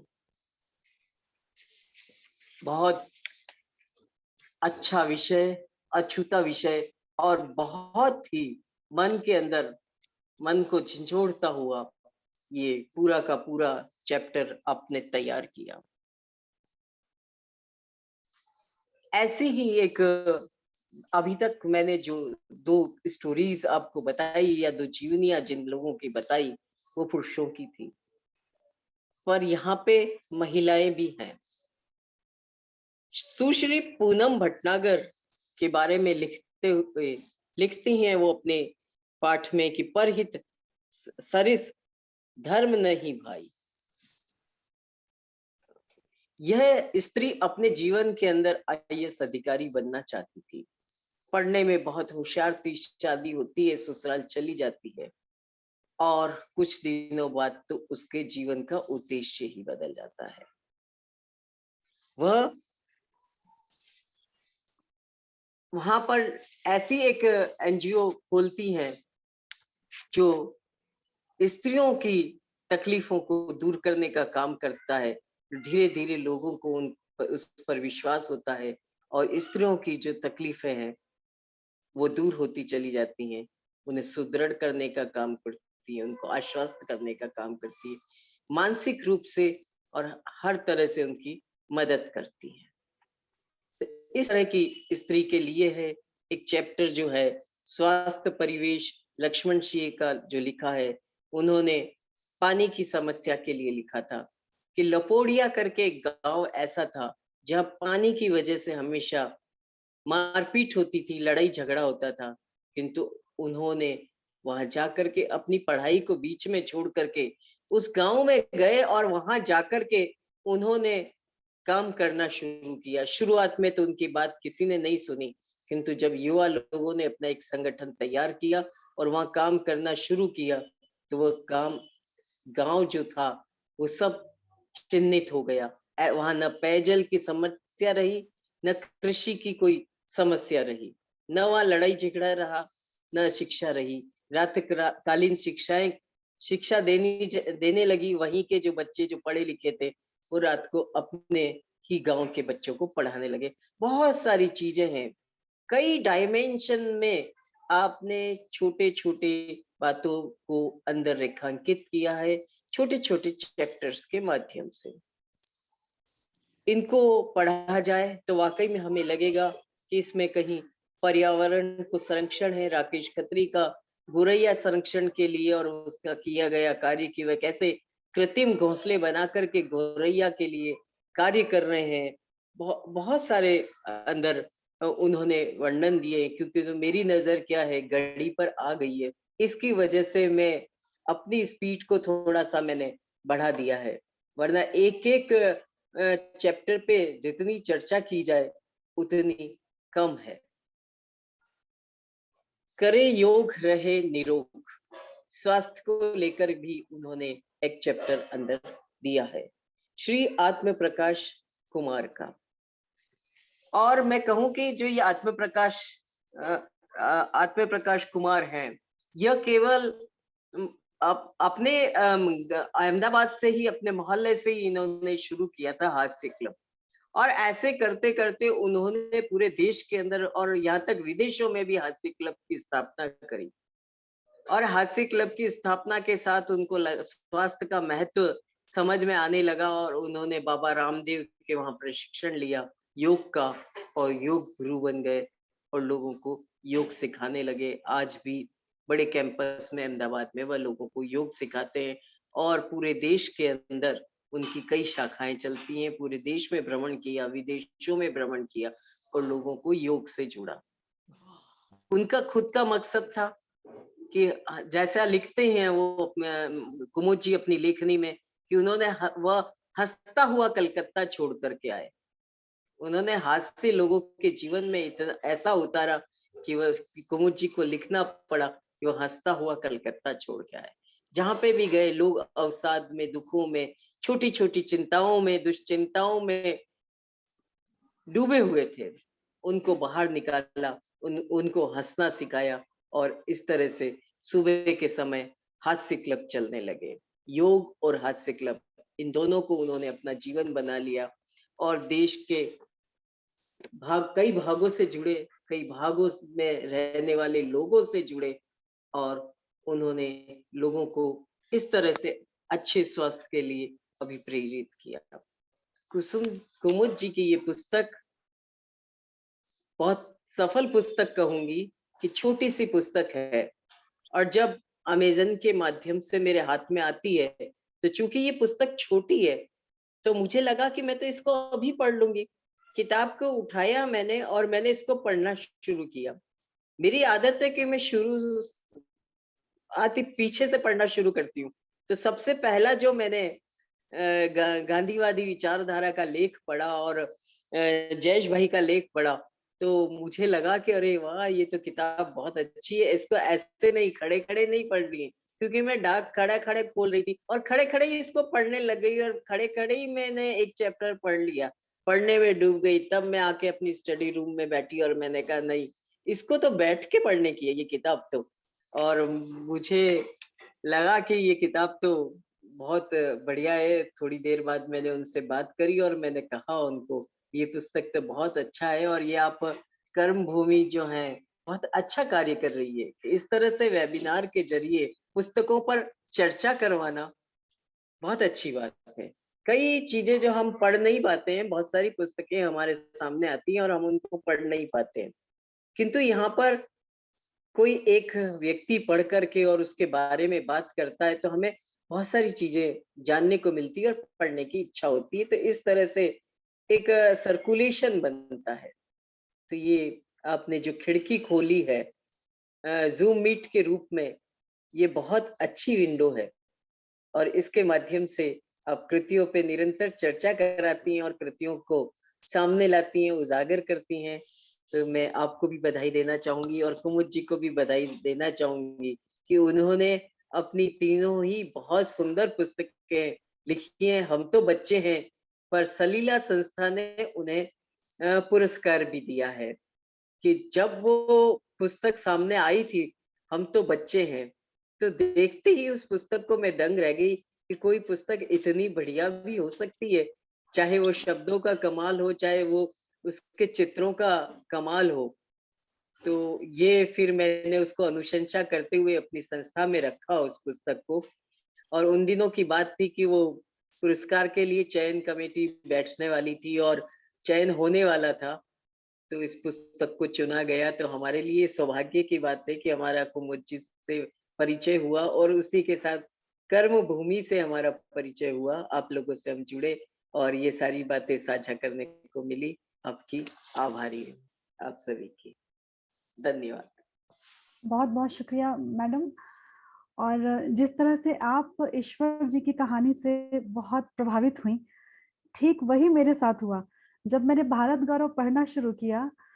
और जैसे ही मैं ईश्वर जी की कहानी पे पहुंची तो इसको पढ़ के आप छोड़ ही सकते, आपका मन चिंतन करने लगता है। और मैं आश्चर्यचकित रह गई कि एक व्यक्ति जो कि उस समुदाय को बिलोंग भी नहीं करता है, उस वर्ग से नहीं है, जो सफाई कर्मचारियों का जो वर्ग है उससे वो नहीं है ईश्वर जी, लेकिन सिर्फ विशुद्ध गांधीवादी विचारधारा से प्रभावित होकर उन्होंने इस काम को अपनाया कि मुझे ये करना है, क्योंकि हाइजीन का ध्यान रखना समाज में बहुत जरूरी है। हम हाइजीन का ध्यान रखेंगे तो बीमारियां नहीं फैलेंगी। तो ये गांधी जी जो अपने हाथ से किया करते थे, अपनी पत्नी कस्तूरबा गांधी को भी उन्होंने इसके लिए प्रेरित किया और उनके साथ फिर तो बहुत लोग करने लग गए थे सफाई गली गली जाकर। तो ये आज के जमाने में जो हमारे सामने मौजूद हैं वो गांधी जी हैं। ईश्वर जी गांधी जी का ही दूसरा रूप है, ऐसा मैं मानती हूँ। आपने बहुत अच्छे से परिचर्चा की मैडम, और आपने इस किताब के बारे में इतने अच्छे से बता दिया कि जितने लोग सुन रहे होंगे उन सबकी इच्छा होगी कि मैं इस पुस्तक को पढूं। आपने ये जो कहा कि एक पुस्तकों पे परिचर्चा होती है तो हम प्रेरित होते हैं पढ़ने के लिए, ये आपके जैसा कोई वक्तव्य देने वाला हो तो सच में बहुत ज्यादा प्रेरणा मिल जाती है कि नहीं, इस पुस्तक को तो पढ़ना ही है। और वैसे कुमुद जी इस पुस्तक के लिए सही में बधाई के पात्र हैं, क्योंकि वो जो पुस्तक इन्होंने जो टॉपिक्स चुने हैं ना, अलग अलग विषय, और ये इतिहास नहीं है, ये अभी हो रहा है, ये लोग सभी लोग अभी कर रहे हैं। तो ये देख करके सामाजिक कार्यों में सभी लोगों को इससे प्रेरणा मिलती है। तो इसके लिए सही में कुमुद जी बधाई की पात्र हैं। मैं भी एक बात कहना आपको चाहूंगी। एक एक बात और कहना चाहूंगी, मैं रेखांकित करना चाहूंगी, मेरी बात में ये बात रह गई थी जी कि जब मैंने इस पुस्तक में सफाई कर्मचारी की ये व्यथा सुनी तो मुझे यूरोप के ब्रातिस्लावा की एक स्टेचू याद आ गया। ब्रातिस्लाविया के अंदर एक स्टेचू ऐसा था जिसने जिसकी केवल वो सफाई कर्मी का स्टेचू था जिसने कैप लगा रखी थी, मतलब वर्दी में कैप थी, उसके दोनों हाथ उसके गटर के वहां रखे हुए थे मुंह पर और केवल उसका चेहरा दिखाई दे रहा था और वो भी झुका हुआ, ऐसे चेहरा दिखाई दे रहा था। तो विदेशों में कामगार को या सफाई कर्मियों को कितना ऑनर दिया जाता है, कितना सम्मान दिया जाता है कि इस काम को, उनके काम को, कि उसका स्टेचू बना दिया, एक सफाई कर्मी का स्टेचू बना दिया। आज हमारे भारत के अंदर आप देखिए, हमें ऐसा स्टेचू नहीं मिलेगा, हमको नेताओं के स्टेचू मिल जाएंगे, है ना, किंतु हमारे जो कलाकार हैं, कलमकार हैं, उनके स्टेचू हमको नहीं मिलेंगे। ये जो रियल हीरोज हैं, एक्चुअल में लोगों को ये समझाने की जरूरत है कि हम जो सोचते हैं कि फिल्मी सितारे या टीवी सितारे हैं, वो सितारे हैं, नहीं, वो सितारे नहीं है। एक्चुअल में रियल हीरोज ये हैं जो हमारे देश को इतने आर्थिक रूप से और हर तरह से मजबूत कर रखा है, सामाजिक और आर्थिक रूप से, और एकीकृत करके और काम कर रहे हैं। ये लोग, ऐसे लोग रियल हीरोज हैं। तो ऐसे लोगों के स्टेचू बनने चाहिए। बिल्कुल बात है। बिल्कुल बिल्कुल, मैं आप एकदम सहमत ठीक हूँ बात क्योंकि कह रही हैं। फिल्मों बिल्कुल में जो हीरो हैं वो अभिनय करते हैं हीरो का, पर ये जो हाँ, समाज में अभी लोग काम कर रहे हैं वो एक्चुअल हीरो हैं, वो अभिनय नहीं कर रहे हैं, वो अपने ऊर्जा एक्चुअली से, अपनी शक्ति सही से बात है, बिल्कुल रियल जी हीरोज तो यही हैं और 100% इनको ही हमें हाईलाइट करना भी चाहिए देश के अंदर, क्योंकि हम जो सिने कलाकार हैं वो तो किसी किसी का उदाहरण लेके उन्हें बना दिया जाता है और वो उनका मुखड़ा आ जाता है सामने। हाँ, वो अभिनय कर रहे हैं ना, वो तो हाँ, बस वो हाँ अभिनय कर रहे हैं, कैमरा के सामने अभिनय लेकिन कर रहे हैं। एक्चुअल जो लोग काम करते हैं उनके बारे में कोई नहीं जानता। और मैं अपनी थोड़ी सी यहाँ एक गलती, आपकी विमला जी, जैसे आपने बोला कि आप उल्टी तरफ से किताब पढ़ना शुरू करती हैं, मैं भी हमेशा पुस्तक पता नहीं क्यों पहले उल्टी तरफ से पढ़ना शुरू करती हूँ। और मेरे पास कुमुद ने भारत गौरव भेजी और मैं इस पर लिख भी चुकी हूँ, लेकिन मेरा दुर्भाग्य ये रहा कि मैंने बताया नहीं कि अभी पूरा नहीं लिख पाई थी मैं, और मैंने काफी कुछ लिखा था इसके ऊपर, पर मैं बता नहीं पाई किसी को भी कि इसमें मैं लिख रही हूँ। नहीं तो मैं चाहती थी कि मैं आज के मुझे पता नहीं था इस कार्यक्रम में ये सब होने वाला है, नहीं तो मैं शायद 2-4 शब्द अपने बताना चाहती थी। कोई बात नहीं, मैं लिखूंगी, मैं कुमुद को भेजूंगी बाद में पूरा करके। तो ये वाला चैप्टर जो जयंत जी वाला है, ये तो पढ़ के हालत खराब हो गई थी। जो सफाई कर्मचारी वाला चैप्टर इन्होंने दिया, वो तो पढ़ के ऐसे झुर्रियां हो जाती हैं, क्योंकि किसी की हिम्मत नहीं होती है ये सब करने की। जी किस तरह की, कौन सी मिट्टी के बने होते हैं ये लोग, ये नहीं समझ में आता, किस मिट्टी के बने होते हैं। चलिए अब कार्यक्रम को हम आगे बढ़ाते हैं और सही बात। धन्यवाद मधु जी। हम आपके अगर लास्ट में समय मिलता है तो हम जरूर आपका वक्तव्य भी रखना चाहेंगे, आप जो बोलना चाहते हैं आप इस पुस्तक अभी अभी नहीं देनी था, अभी मेरा पूरा तैयार ही नहीं है, तो जी मैं नहीं जरूर, सुना फिर किसी पाऊंगी। अन्य कार्यक्रम में। तो हम अपनी वरिष्ठ वक्ता जो हैं श्रीमती मंजू महिमा भटनागर जी को अब आमंत्रित करना चाहेंगे। मैं आपका बहुत बहुत अभिवादन करती हूँ और आपका स्वागत करती हूँ पटल पर। आप मूल रूप से कोटा राजस्थान में जन्मी हैं और श्रीमती मंजू महिमा जी आप MA MPhil हैं। आपकी 6 पुस्तकें अभी तक प्रकाशित हो चुकी हैं और कई सम्मानित पत्रिकाओं का आपने संपादन भी किया है। आपका परिचय बहुत लंबा है क्योंकि आपने जीवन में इतना काम किया है कि अगर आपका मैं परिचय आपके कामों का गिनाना शुरू करूं तो ये पूरा सत्र आपके परिचय में ही निकल जाएगा। आपके जो शुभ्र जो आपके केश हैं वही बता रहे हैं कि आपने जो है जीवन में कितना कुछ करके आप यहाँ तक पहुंची हैं। तो मैं संक्षिप्त में आप इसका विवरण मैं आपको दे रही हूँ। आपकी अभी तक 25 साझा पुस्तकों में आपकी रचनाएं सम्मिलित हो चुकी हैं। हिंदी के साथ साथ आप राजस्थानी भाषा में भी लिखती हैं और इसके अलावा आप अनुवाद में भी सफलता से सक्रिय हैं। आपको लगभग 20 वर्षों का हिंदी अध्यापन का भी अनुभव है। आपकी उपलब्धियों की लिस्ट लंबी चौड़ी है, इसलिए मैं आपको क्या बताऊं कि अनेक संस्थानों द्वारा आपको आपकी श्रेष्ठता के लिए सम्मानित किया जा चुका है। और सिर्फ साहित्य ही नहीं, सांस्कृतिक और शैक्षणिक क्षेत्रों में भी आपको अनेक सम्मान प्राप्त हो चुके हैं। तो आपका जो व्यक्तित्व है वो चौतरफा है, आप बहुमुखी प्रतिभा के धनी हैं। आज अब मैं आपका स्वागत करती हूँ, पटल पर आप आइए। और कुमुद जी की पुस्तक हम तो बच्चे हैं, पर हम सब आपका विचार जानने के लिए यहाँ उत्सुक हैं। बहुत बहुत स्वागत है आपका। धन्यवाद विनीता। कर्मभूमि की मैं आभारी हूँ, और विशेष रूप से प्रीति की इतना अच्छा अवसर मुझे मिला आप लोगों से रूबरू होने का। आदरणीय विमला जी, आपको बहुत बहुत नमस्कार, प्रणाम, और कुमुद को बहुत बहुत बधाई। कुमुद को मैंने बहुत पहले, काफी सालों से मैं जानती थी, लेकिन आज मैं एक टाइटल देना चाहूंगी कि छुपा रुस्तम। तो कुमुद हमारी छुपी रुस्तम निकली, और कब, कहाँ और कैसे इतनी सारी कहानी, मतलब इन्होंने इतनी पुस्तकें लिख डाली, इतनी रचनाएं कर डाली, हम लोगों को पता ही नहीं लगा। और अब एक साथ सब खुल के सामने आ रही है। तो मैं यही कहूंगी कि कुमुद छुपा रुस्तम निकली। बहुत अच्छा लगा, और सबकी समीक्षा है, विमला जी ने बहुत अच्छी समीक्षा की उसकी, भारत गौरव की, और बहुत ही संवेदनशील बातें भी मालूम हुई। और मेरे पास भी गुजरात गौरव आ गई है, मैंने 1-2 चैप्टर पढ़े हैं उसके, पर अभी मैं भी पूरा पढ़ नहीं पाई। लेकिन अब मैं बहुत लालायित हूँ, आज रात को ही इसको खत्म करूंगी विमला जी की समीक्षा सुनने के बाद। हम तो बच्चे हैं, तो भाई वास्तव में ये बात सही है, हम तो अभी भी बच्चे हैं।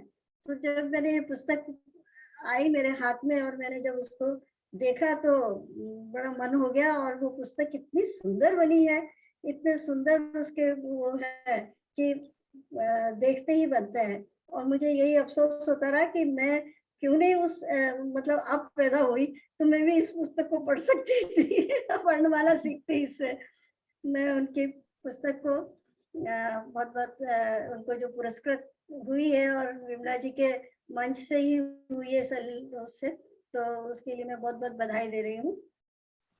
मैं इसकी समीक्षा में जो मैंने लिखी है उस तरह से मैं उसको प्रस्तुत कर रही हूँ कि ये पुस्तक मुझे ऐसा लगा कि बच्चों का माइंड स्पार्क है। जिस प्रकार किसी सुंदर प्रासाद का स्थायित्व उसकी नींव की दृढ़ता और विशाल वृक्ष की सुदृढ़ता उसकी गहराई में पहुंची जड़ों पर निर्भर करती है, उसी प्रकार एक मनुष्य की सोच भाषा को पूरी समझ और बालीपन में पड़ी हुई वर्णमाला और शीघ्र बढ़ते हुए शब्द ज्ञान से पल्लवित होती है। किसी भी भाषा के नींव के शब्द ज्ञान और वर्णमाला जो है वो किसी भी भाषा के नींव के पत्थर हैं, जिन्हें करीने से जमा कर ही भाषा का विकास होता है। वही हमारी सोच को विकसित कर संस्कारित करते हैं। और कुमुद वर्मा जी ने इसी नींव को सुदृढ़ करने का प्रयास इस पुस्तक में, जो हम भी बच्चे हैं, में किया है। पुस्तक के माध्यम, इस पुस्तक को पढ़कर देखकर ऐसा लगता है कि काश हमें भी इस जमाने में ऐसी ही सुंदर और संगमरमरी स्पर्श वाली पुस्तकें मिली होती। यह यूं तो वर्णमाला सिखाने की पुस्तक है, परंतु पूरी काव्यमयी है, जो बालकों में न केवल लिपि ज्ञान वरन शब्द ज्ञान, लय, तुकांत शब्दों का ज्ञान और सामान्य अन्य आवश्यक जानकारी भी देती है। बॉलीवुड के निर्माता, गीतकार, कथाकार श्री संदीप नाथ जी ने इनकी कविताओं को खिलौने की भांति बताया है, जो 100% सही है। ये इनके शब्द और इनकी ये जो कविताएं हैं चित्रों के साथ, वो बिल्कुल ऐसा ही लगता है जैसे नन्हे मुन्ने खिलौने हैं, और जिन्हें बच्चे हंसते खेलते कूदते बोलते कंठस्थ कर सकते हैं और जीवन पर्यंत भूल नहीं पाते। क्योंकि ये जो कविताएं, जो नर्सरी की कविताएं होती हैं, वो हम जीवन पर्यंत नहीं भूलते हैं, वो हमारे हमेशा रहती है दिमाग में। तो ये कविताएं भी इनकी पुस्तक की ऐसी हैं, 4-4 लाइनों की है, तो वो बहुत ही अच्छी कविताएं हैं और अ पे, आ पे, ई पे, उ पे, सब पे लिखा है। तो इस पुस्तक के मूलतः 2 खंड किए जा सकते हैं। एक में वर्णमाला के अक्षरों और चित्रों से संबंधित चौपदियां हैं, जैसे ई से ईख, तो लंबी मोटी ईख छाटकर मम्मी ने उसको पिलवाया, फिर नींबू मसाला डालकर ईख का रस मुझे पिलवाया। बहुत कितनी अच्छी राइमिंग है। और पिलवाया और पिलवाया ये एक बहुत अच्छा तुकांत है। और बहुत कम बच्चे जानते हैं कि ईख किसे कहते हैं। सब गन्ना शब्द बहुत लोकप्रिय है। तो मेरा खुद का भी अनुभव है, जब मैं पढ़ाती थी बच्चों को तो सब यही पूछते ई से ईख, तो ई से ईख क्या, तो सब कहते हैं ईख का क्या मतलब होता है। तो गन्ना सब समझते हैं बोलचाल की भाषा, तो गन्ने को ईख कहा जाता है। ये बहुत कम बच्चे जानते हैं। तो अक्सर वर्णमाला पढ़ाते समय बच्चे प्रश्न करते हैं कि ईख मायने क्या। इसमें चित्र और उसके साथ दी गई चौपदी से बिल्कुल स्पष्ट हो जाता है कि ईख क्या है और इसका प्रयोग कैसे किया जाता है। जो 4 लाइनें इन्होंने बहुत सुंदर लिखी है और उससे उस चित्र को वो बच्चा अपने आप समझ सकता है कि इसका अर्थ क्या है और इसका प्रयोग कैसे। तथा इसमें पिलवाया शब्द एक रूढ़ी शब्द आया है जो शिक्षिका द्वारा समझाने पर बच्चों का शब्द ज्ञान भी बढ़ाता है। इसी प्रकार इसमें अ से लेकर ह तक के अक्षरों की कविताएं हैं। इसके लिए लेखिका साधुवाद की पात्र है। उन्होंने बहुत ही रोचक तरीके से कविता बनाई है। मुझे पूरा विश्वास है कि कविताएं बच्चों को रोचक तो लगेगी ही, लेकिन ज्ञानवर्धक भी होंगी। लेकिन हम लोगों के लिए भी एक बहुत अच्छी एक वो होगा कि हम बड़े भी अगर उसको पढ़ें तो हमें भी यही लगेगा कि हम बच्चे हैं। तो दूसरे भाग में हालांकि पुस्तक में ये दर्शाया नहीं गया है, पर स्पष्ट ज्ञात होता है कि ये कविताएं वर्णमाला की न होकर मात्रा ज्ञान से संबंधित है। दूसरे भाग में उन्होंने लंबी कविताएं दी हैं। जब ह तक की कविताएं समाप्त हो गई तो दूसरा भाग आ गया है और उसमें उन्होंने लंबी कुछ चुन के कविताएं लिखी है। वो बहुत सुंदर अच्छी कविताएं हैं। तो वर्णमाला के न होकर मात्रा ज्ञान से संबंधित और पशु पक्षी तथा परिजनों के प्रेम को दर्शाती हुई सी लगती है। जैसे घोड़ा दौड़ा, इसमें आ की मात्रा की बहुलता है। साथ ही इधर उधर, मैं आपको पढ़ के सुनाऊंगी, इधर उधर दाएं बाएं क्यों किधर शब्दों से भी वो परिचित करवाता है। बड़े एक राइमिंग आती है, आप पढ़ के देखेंगे। डग डग दौड़ा घोड़ा दौड़ा, मेरा घोड़ा जोर से दौड़ा, घोड़ा दौड़ा घोड़ा दौड़ा। और अक्सर क्या होता है कि बच्चे जो है ड़ का उच्चारण बहुत मुश्किल से कर पाते हैं। छोटे बच्चे होते हैं तो वो र ही ज्यादा बोलते हैं, घोड़ा घोड़ा करेंगे। कई लोग बड़े तक भी इसको उच्चारण सही नहीं कर पाते। तो इन्होंने एक बहुत अच्छा वो लिया है कि ड़ को किस तरह से बार बार बोला जाए और उससे उनकी जबान शुद्ध हो। तो कब दौड़ा, कल भी दौड़ा, किधर दौड़ा, क्यों कर दौड़ा, घोड़ा दौड़ा घोड़ा दौड़ा, उधर दौड़ा इधर दौड़ा, दाएं दौड़ा बाएं दौड़ा, घोड़ा दौड़ा घोड़ा दौड़ा घोड़ा दौड़ा, पापा घोड़ा, दादा घोड़ा, मम्मी घोड़ा, भैया घोड़ा, घोड़ा दौड़ा घोड़ा दौड़ा घोड़ा दौड़ा, दौड़ा दौड़ा जोर से दौड़ा, मुझको छोड़ा, नीचे दौड़ा, घोड़ा दौड़ा घोड़ा दौड़ा, मेरा घोड़ा, प्यारा घोड़ा, ऑफिस दौड़ा, स्कूल दौड़ा, घोड़ा दौड़ा, शेर को दौड़ा, मुंह मोड़ा, सुंदर घोड़ा, घोड़ा दौड़ा घोड़ा दौड़ा। मतलब इसमें ड़ का हर लाइन में ड़ का जो पुनरावृत्ति हुई है और उससे जबान साफ होती है। तो इस तरह से उन्होंने इस तरह की कई और भी बहुत सुंदर कविताएं लिखी है। तो वो इस तरह से, अब इसमें ओ की मात्रा का भी उच्चारण आ रहा है, तो इस तरह इन्होंने बड़े सुंदर ढंग से उन मात्राओं को समझाया है। कुल मिलाकर हम देखें तो ये पुस्तक कुमुद जी की रचनाशीलता की क्षमता की परिचायक तो है ही, बालकों की रचना धर्मिता को भी विकसित करने वाली है। इसका आवरण, मुद्रण, छवियां सभी लाजवाब है, बहुत सुंदर बनी है और इतनी चमकीली किताब है। इसको ये कहेंगे कि संगमरमर की तरह है ये किताब, बिल्कुल बहुत चमकीली है।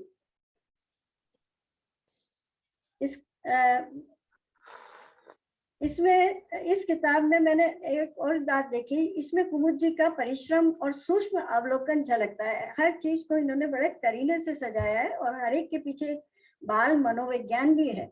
यही नहीं कि खाली राइमिंग कर दिया, नहीं, उसके पीछे बाल मनोविज्ञान है। बच्चों को कौन सी चीज भाती है, कौन सी चीज अच्छी लगती है, उसके ऊपर उन्होंने कविताएं दी है। मेरी अनेकानेक शुभकामनाएं उनके साथ है। एक बादल कविता है। बादल सब बच्चों को बहुत अट्रैक्ट करता है, बहुत पसंद आता है। तो उन्होंने लिखा है, घूमता तो कहाँ कहाँ हमको भी ले जा वहाँ, सुनो बादल सयाने हमें भी तो घुमा दो, पहाड़ नदी हो जहाँ, हरियाली जहाँ तहाँ, नजारा सुंदर दिखे हमको पहुंचा दो, हम ऊंचाइयां छूले तेरे संग संग बोले, भेदभाव बुलाकर दुनिया दिखला दो। तो ये बच्चों की एक आकांक्षा है, महत्वाकांक्षा को भी वो करता है कि वो बादल को देख के बादल के साथ घूमना चाहता है और सब जगह होना चाहता है। तो इस तरह से उन्होंने बाल मनोविज्ञान का भी पूरा ध्यान रखा है और इतनी छोटी छोटी कविताओं से बच्चों को वर्णमाला सिखाई है।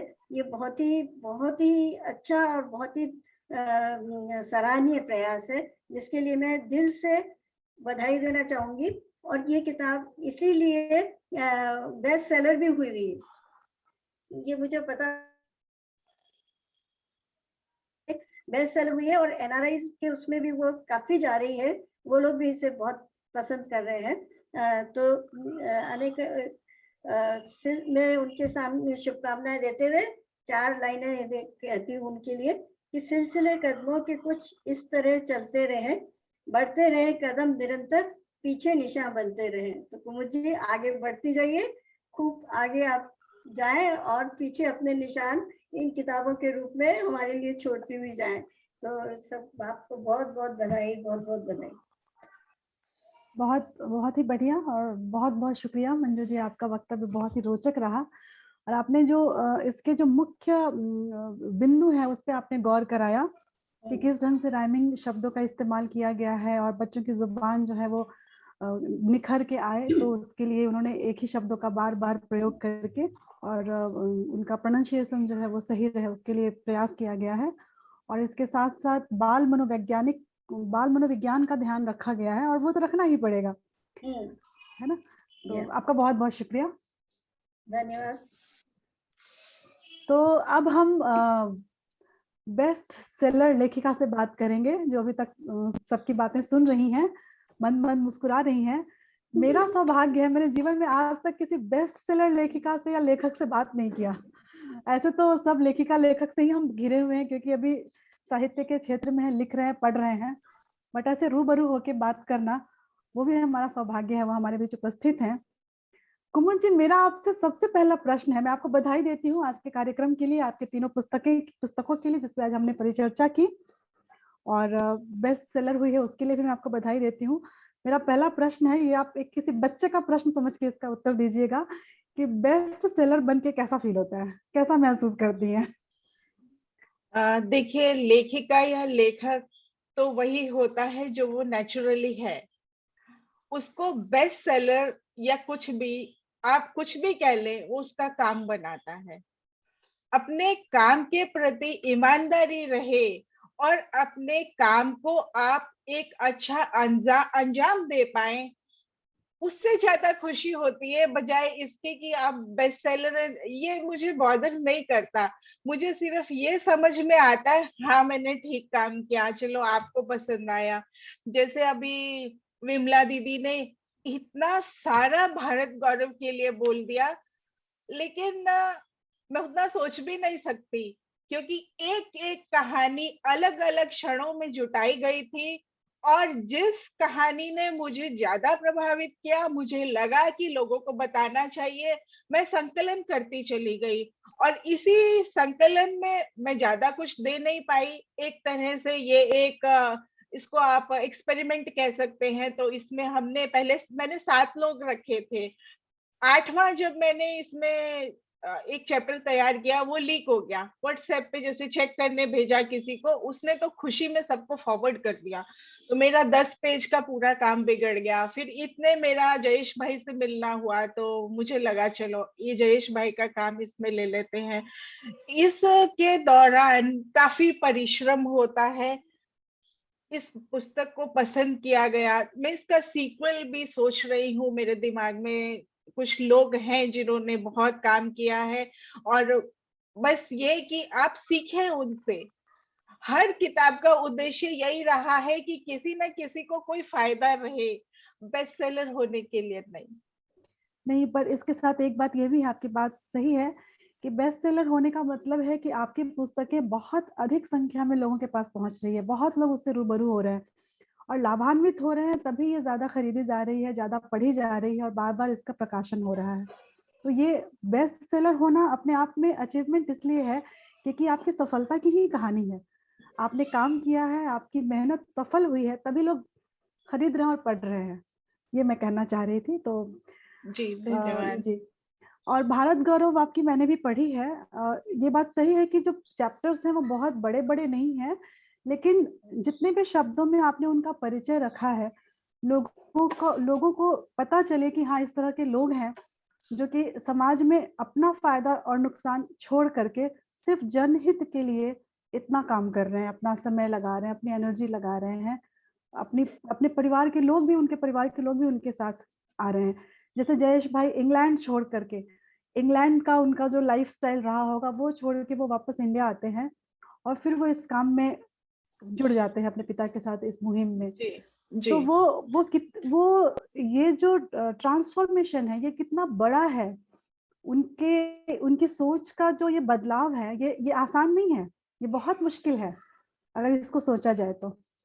इसलिए ये आप प्रत्येक व्यक्ति से मैंने बात की है, जब आप उनसे बात करते हैं, सब सुनते हैं, तो आपके रोंगटे खड़े हो जाते हैं, जिन स्थितियों से वो गुजरे हैं, जैसे काम किया है। लेकिन मेरा दुर्भाग्य है कि किताब को बच्चों के लिए बनाने के लिए मैंने उसको बहुत छोटा किया, क्योंकि मुझे करना पड़ा ताकि वो पढ़ें इसको, फिर एक लेक्चर या कुछ जबरदस्ती पढ़ रहे हैं उस तरह से इसको ना लें, इसलिए चैप्टर्स बहुत छोटे छोटे कर दिए। और जैसा कि विमला दीदी बता रही थी कि मैंने उसमें कॉन्टेक्स्ट दिए हैं, किसी को भी अगर थोड़ी सी भी रुचि किसी भी क्षेत्र में जगती है तो वो उन व्यक्तियों से बात की मैंने कि आप लोगों के लिए उपलब्ध रहिएगा। सही आपसे बात है। बच्चे कांटेक्ट करते हैं तो उनके प्रश्नों का जवाब दीजिएगा। नहीं, वो बात बिल्कुल सही है, क्योंकि जैसा मैंने अभी थोड़ी देर कहा, बचपन में ही हम बीजारोपण कर देते हैं। बच्चों का मन बहुत कोमल होता है, अभी वो जो पढ़ते हैं या जो देखते हैं आसपास में, उसका प्रभाव उनके मन पे बहुत पड़ता है। कुमिल जी, मैं और यहाँ उपस्थित सभी लोग जरूर जानना चाहेंगे, आपकी जो पुस्तकें हैं अध्यापन का इंद्रधनुष, इसकी रचना प्रक्रिया मैं आपसे जानना चाहती हूँ कि किस तरीके से आप गुजरी इसकी रचना प्रक्रिया पे। आप कुछ बता सकती हैं, कैसे ख्याल आया आपके मन में कि शिक्षकों की मदद के लिए इस तरह की पुस्तक लिखनी चाहिए? एक्चुअली ये प्रक्रिया पिछली पुस्तक जो बेस्ट सेलर हुई है उससे जुड़ी हुई है।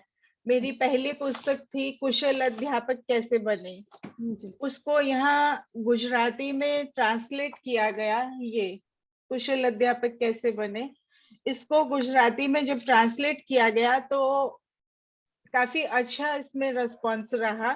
ये पहले ही साल में बेस्ट सेलर हो गई थी, ये 2006 की बात कर रही हूँ मैं। उसके बाद मैंने मेरे पब्लिशर को बोला हुआ था कि टाइम के साथ साथ शिक्षण में और बच्चों में आवश्यकताएं नई आती हैं, तो अगर ये बुक चल जाएगी, जैसा कि लोग पसंद करने लगेंगे, उनके काम आएगी, तो टाइम के साथ साथ हम इसमें और परिवर्तन करेंगे। जब इसका 4 साल तक लगातार ये बेस्ट सेलर रही तो मेरे को एक बार फोन आया कि कुमुद जी आप ऑफिस में आइए, हम पांचवा एडिशन इसका निकालने जा रहे हैं। मुझे लगा कुछ सुधार उन्होंने बताने होंगे। मैं ऑफिस चली गई और मैं ऑफिस में घुसी, चिंतन भाई खुद बाहर आए ऑफिस से, सब स्टाफ के सामने, सब खड़े होके मतलब स्टैंडिंग ओवेशन के साथ क्लैपिंग शुरू कर दी कि ये लेखिका है, ये इनकी पुस्तक का 5वां संस्करण आज हम इन्हें अपने हाथ से देना चाह रहे हैं। बहुत अच्छा लगा। साथ में अब विचार श्रृंखला भी शुरू हुई कि हम 5 साल से यही चीज टीचर्स को पढ़ा रहे हैं, हमें इसमें अब जो नया परिवेश है उसके हिसाब से और बातें जोड़ देनी चाहिए। फिर हमने और 2 चैप्टर्स बनाए, वो इसमें ऐड किए गए और पुस्तक 9वें संस्करण तक चली गई। बाद में मुझे पता चला कि उन्होंने खुद ही बोला कि दूसरे तीसरे संस्करण से आगे गुजराती पुस्तकें ज्यादातर नहीं जाती हैं। तो ये एक उपलब्धि थी। मैंने चिंतन भाई से बोला कि ये तो अब काफी हो गया है, अभी 10-12 साल में काफी परिवर्तन आ गए हैं, तो हम एक नई बुक तैयार करें या इसको वापस सुधारें। वो बोले कि अब तो इसको तो इतने लोग पढ़ चुके हैं, आपको अब नए सिरे से विचार करके नई पुस्तक लिखनी पड़ेगी। तब ये अध्यापन का इंद्रधनुष की प्रक्रिया शुरू हुई। मैं लिखने बैठी तो मुझे लगा कि 2-3 चैप्टर तो हमें वहीं से लेने होंगे जो पुरानी पुस्तक है, और नया बिल्डअप करना पड़ेगा। उसी दौरान मेरी संदीप सर से और बाकी लोगों से मुलाकात हुई, क्योंकि मुझे लगा कि जब आप एक पुस्तक अध्यापकों के लिए लिखना चाह रहे हैं, उसके लिए आपको बिल्कुल वही परिवेश चाहिए। उस समय फिर मैंने एक बिल्कुल नॉर्मल तरीके से इंटरव्यू लेकर एक स्कूल ज्वाइन किया। स्कूल में मैंने काम किया, वहां पे एक तरह से कहना चाहिए अपने विचारों को रिफ्रेश किया, जाना कि इस समय क्या पद्धतियां इस्तेमाल हो रही हैं, किस तरह के काम हो रहे हैं। स्कूल बड़े हो गए हैं, जनसंख्या बढ़ गई है, सेक्शंस बढ़ गए हैं, अब किस तरह की समस्याएं आ रही हैं, नई पीढ़ी और पुरानी पीढ़ी में विचारों में कहाँ अंतर है, कहाँ तालमेल की जरूरत है, मैं क्या कर सकती हूँ। ये सब विचारों को लेकर जब लिखने बैठी तो इस बार लिखने का नजरिया भी अलग था और एक तरीका भी अलग था। उसको मैंने 7 चैप्टर्स में बांटा, क्योंकि मैंने देखा सब टीचर्स को सेम प्रॉब्लम्स नहीं थी। किसी को प्रेजेंटेशंस की प्रॉब्लम थे, किसी को क्लास में कंट्रोल और डिसिप्लिन की प्रॉब्लम थी। तो इस पुस्तक को इस तरह तैयार किया गया कि जहां आपको दिक्कत आ रही है, केवल आप वो भाग अपने लिए इस्तेमाल कर लें। और क्योंकि ये 7 भागों में बट गई, तो मैंने इसको 7 रंगों की तरह देखना शुरू किया। और बहुत दिन तक तो हम इसके नाम में ही उलझे रहे कि इसका नाम क्या रखें, सतरंगी कुछ। एक दिन बैठे बैठे सूझा अध्यापन का इंद्रधनुष, तो फिर हमने इसको अध्यापन का इंद्रधनुष नाम दे दिया। बहुत बढ़िया। मैं तो आपकी बात सुन के ये सोच रही हूँ कि ज्यादातर हम अपने बच्चों को पढ़ाने की बात सोचते हैं कि बच्चे हैं, उनके लिए किताबें लिखी जाए, बच्चों को पढ़ाया जाए, पर आपने सोचा कि शिक्षकों को पढ़ाया जाए, बच्चों को जो पढ़ाते हैं उनके लिए भी पाठ्य पुस्तक के रूप में, कि वो हमारे बच्चों को कितने अच्छे तरीके से बढ़ा सकते हैं अपने शिक्षण में। जो अगर किसी तरह की परेशानी आ रही है उसमें वो कैसे सुधार कर सकते हैं। तो अगर देखा जाए तो अल्टीमेटली अब हमारे बच्चों के लिए ही है ये चीज। आपकी जो सोच है कि शिक्षकों के अध्यापन में मदद हो सके, तो फाइनली वो बच्चों के ही काम आने वाली है। बहुत खूबसूरत है रचना प्रक्रिया, और आपकी सोच भी बहुत अच्छी है। और 100% मैं श्योर हूँ कि लोगों को ये जो शिक्षक हैं, अध्यापक हैं, उनको आपके इस पुस्तक से काफी कुछ मदद मिल रहा है, तभी वो लोग इसको इतना पढ़ रहे हैं। इसके लिए आपको बधाई देती हूँ। जी, एक बार हम तो जी बोलिए। शिक्षण प्रशिक्षण संस्थान यानी टीचर ट्रेनिंग इंस्टीट्यूट जो है, उन लोगों ने इस पुस्तक को अपने कॉलेजेस में स्थान दिया है। बिल्कुल, तभी ये बहुत अच्छी बात है। ये अपने आप में एक बहुत बड़ा अचीवमेंट है कि एजुकेशन के क्षेत्र में ये पुस्तक काम आ रही है। इसीलिए तो मैं इसकी रचना प्रक्रिया जानना चाह रही थी कि किस तरीके से आपने सोचा कि ऐसी पुस्तक लिखनी चाहिए। और वर्णमाला सिखाने के लिए जो आपने हम तो बच्चे हैं लिखा है, ये मुझे लगता है आपने एक प्रयोग किया है। आपका क्या कहना है? ये प्रयोग तो नहीं है, लेकिन मैंने खुद स्कूल रन किया हुआ है 15 साल तक। मैंने हर एक बच्चे को शिक्षण पूरी प्रक्रिया को बहुत क्लोजली ऑब्जर्व किया है।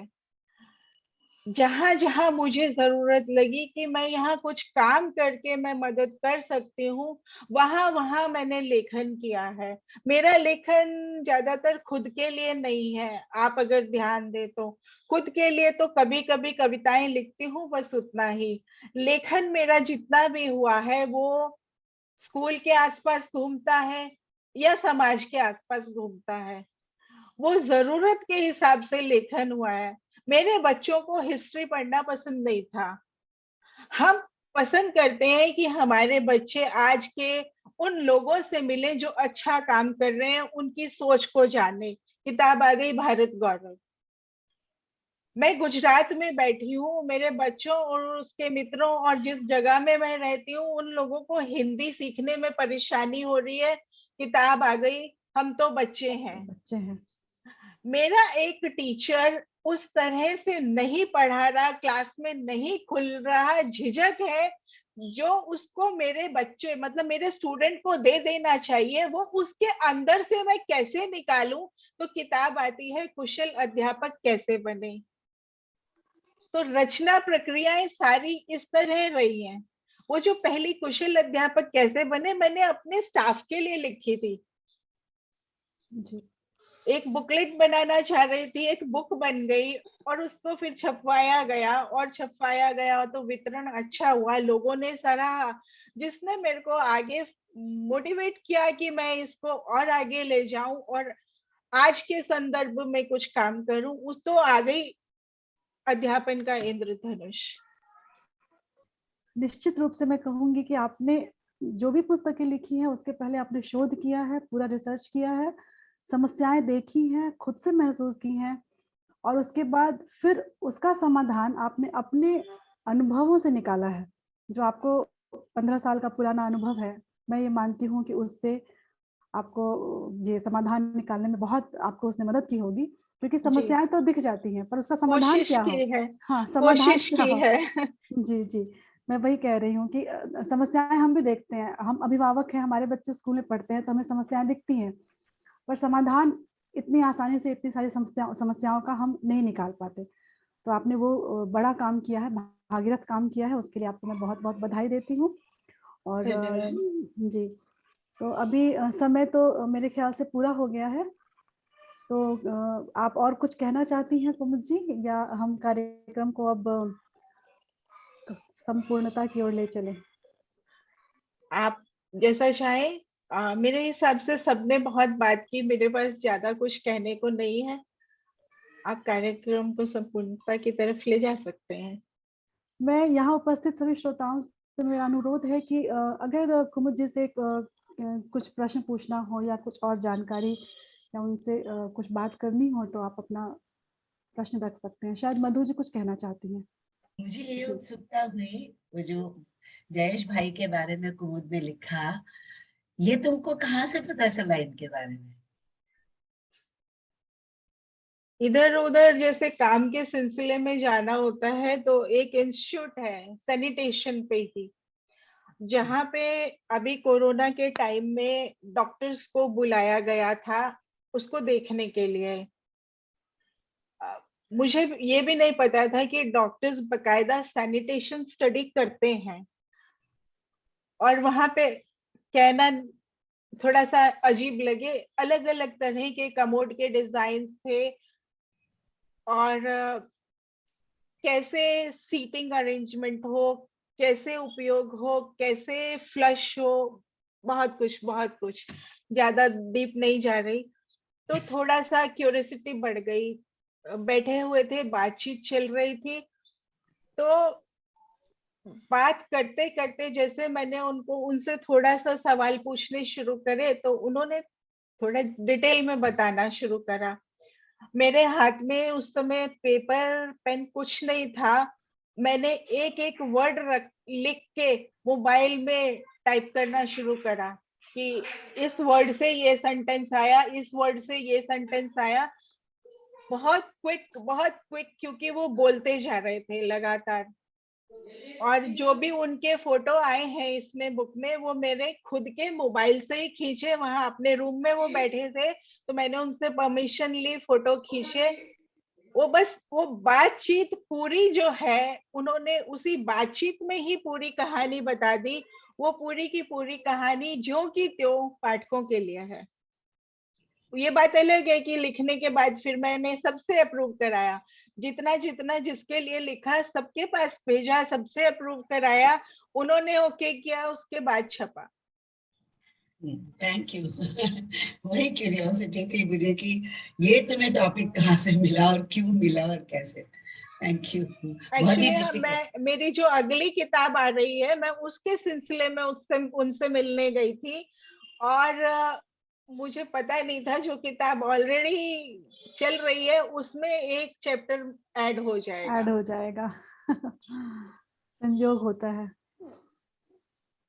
बहुत ही सुंदर, बहुत ही अच्छा चुन चुन के तुमने लिए है, वो बहुत ही बढ़िया है। एक एक व्यक्तित्व वास्तव में निराला व्यक्तित्व है।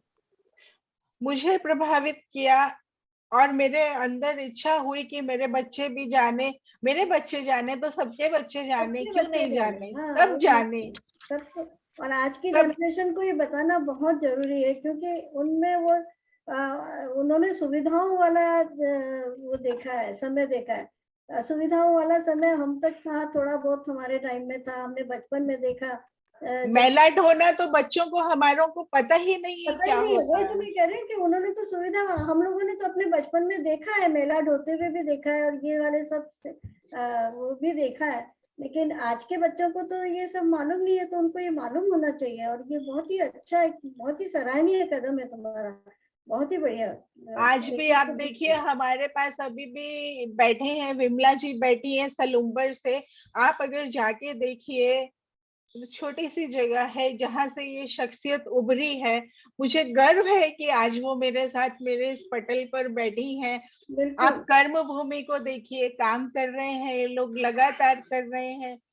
अब ये कहीं एक जगह बंद नहीं होना चाहिए, ये पता चलना चाहिए लोगों को, और आप इससे कुछ प्रेरणा ले सके, बस इतना सा काम करती हूँ मैं। नहीं, और विमला जी का कार्य तो बहुत ही अच्छा है, और बहुत ही वो है, प्रशंसनीय कार्य। मैं खुद भी सलूम्बर गई हूँ, और विमला जी की मेजबानी में रही हूँ, विमला जी के कमरे में सोई हूँ। तो मुझे तो वहाँ का मैंने बहुत अच्छी तरह से देखा है, उनका काम करने का ढंग, उनका सब बात। तो वो भी एक बहुत एक मतलब आदर्श के रूप में हम लोगों के लिए, कि उनसे, उनके व्यक्तित्व से भी हमें बहुत कुछ सीखने को मिलता है। अगर उनके वो पढ़ते अगर हम उगाड़ेंगे तो हमें पता लगेगा कि किस तरह से जोधपुर में रहने वाली महिला एक सलूम्बर जैसे छोटे गांव में आके, और वो पर वो यही बात है कि खुशबू फैलाने वाला जो इत्र जो होता है, वो कहीं भी जाएगा, वो खुशबू जरूर फैलाएगा गंदगी को हटा के। तो यही बात विमला जी के साथ है। इन्होंने वहां से, जोधपुर से इन्होंने एमए किया है, और वहाँ की यूनिवर्सिटी में, इतने बड़े शहर से एक सलूम्बर में आके, और इन्होंने यहाँ आके इतने सुंदर फूल खिलाए, और सारा वातावरण बदल दिया, सबकी सोच बदल दी है। ये एक बहुत बड़ी बात है। तो मैं खुद भी बहुत प्रभावित हूँ इनके उससे। कभी तुम इनको भी उसमें लेना अपनी इनका व्यक्तित्व बिल्कुल वैसे ही है। और मैडम का वक्तव्य भी बहुत अच्छा था। उन्होंने अपने जो उदाहरण डाले साथ में, दुष्यंत कुमार जी की जो कविता है ना, कौन कहते हैं कि आसमान में सुराख नहीं हो सकता, जी, एक पत्थर तो तबीयत से उछालो यारो। ये भारत गौरव पढ़ के मेरे दिमाग में ये वाली लाइन भी याद आई थी कि कौन कहता है कि ऐसे ही कुछ है ना, आकाश में सुराख नहीं हो सकता। कौन कहता है कि आकाश में सुराख नहीं हो सकता, एक पत्थर तो जोर से तबीयत से उछालो यारो। हाँ, उछालो यारो। एक पत्थर तो तबीयत से उछालो यारो, दुष्यंत कुमार की लाइन है। दुष्यंत कुमार का। हाँ, दुष्यंत कुमार। हमारी कुमुद जी वही पत्थर जो है वो तबीयत से उछाल रही है, और आसमान में सुराख तो होना ही है, कोई रोक नहीं सकता। और मैं बोल रही थी विमला मैडम के बारे में कि इनका वक्तव्य बहुत ही प्रभावित मैं हुई हूँ इनके वक्तव्य से। इन्होंने जो अपने यूरोप के अनुभव के साथ में कंबाइंड करके चीजों को जो रखा है, नजरिया जो इनका है, वो मुझे बहुत अच्छा लगा। और पूरी पुस्तक को बहुत अच्छे से पढ़ के, और हर एक चैप्टर को पढ़ के इन्होंने चिंतन किया है, और तभी इतने अच्छे से हमारे सामने मैम ने बताया है। बहुत बहुत धन्यवाद। तो प्रीति, अब आपकी आज्ञा हो तो कार्यक्रम को संपूर्ण करें या और कुछ प्रश्न या किसी को और कुछ बात करनी है? बस समय हो गया है विनीता, तो मुझे लगता है कि हम अब एक धन्यवाद के साथ इस कार्यक्रम को समाप्त करें। और मैं बोलना चाहूंगी कि आप सभी से, जैसा कि आप सब साक्षी हो, आज की काफी रोचक परिचर्चा रही है। और इसके लिए सबसे पहले तो कुमुद जी को बहुत बहुत बधाई। और इस चर्चा से हम सबको काफी सीखने को मिला। ये भी अच्छा लगा कि जो हमारे अतिथि आए हैं उन सब ने अपने इससे जुड़े प्रसंग भी साझा किए। खास तौर से जो भारत गौरव से जुड़े हुए प्रसंग हैं, मुझे लगता है उससे काफी कुछ लोग प्रेरित हुए होंगे। और कर्मभूमि का भी यही उद्देश्य है कि हर कार्यक्रम से कुछ ना कुछ सकारात्मक परिणाम सामने आए, लोग प्रेरित हों। आज के इस कार्यक्रम में आप सबकी उपस्थिति के लिए मैं पूरी टीम कर्मभूमि की तरफ से आप सबका हार्दिक धन्यवाद करती हूँ। संदीप जी, अनिल जी, मंजू जी, विमला भंडारी जी, आप सबने जो समय दिया उसके लिए, आपकी उपस्थिति के लिए आप सबका बहुत बहुत शुक्रिया। और जो इस पेज से जुड़े और इस लिंक के थ्रू हमारे कार्यक्रम को देख रहे हैं, उन सबका भी बहुत बहुत शुक्रिया। विनीता, आपका विशेष तौर से बहुत बहुत धन्यवाद कि आपने इतनी खूबसूरती से इस कार्यक्रम का संचालन किया और अंत तक इसको रोचक बनाए रखा। और शीघ्र ही नए कार्यक्रम में आप सबसे फिर मुलाकात होगी, हम ऐसी उम्मीद रखते हैं। नमस्कार। नमस्कार।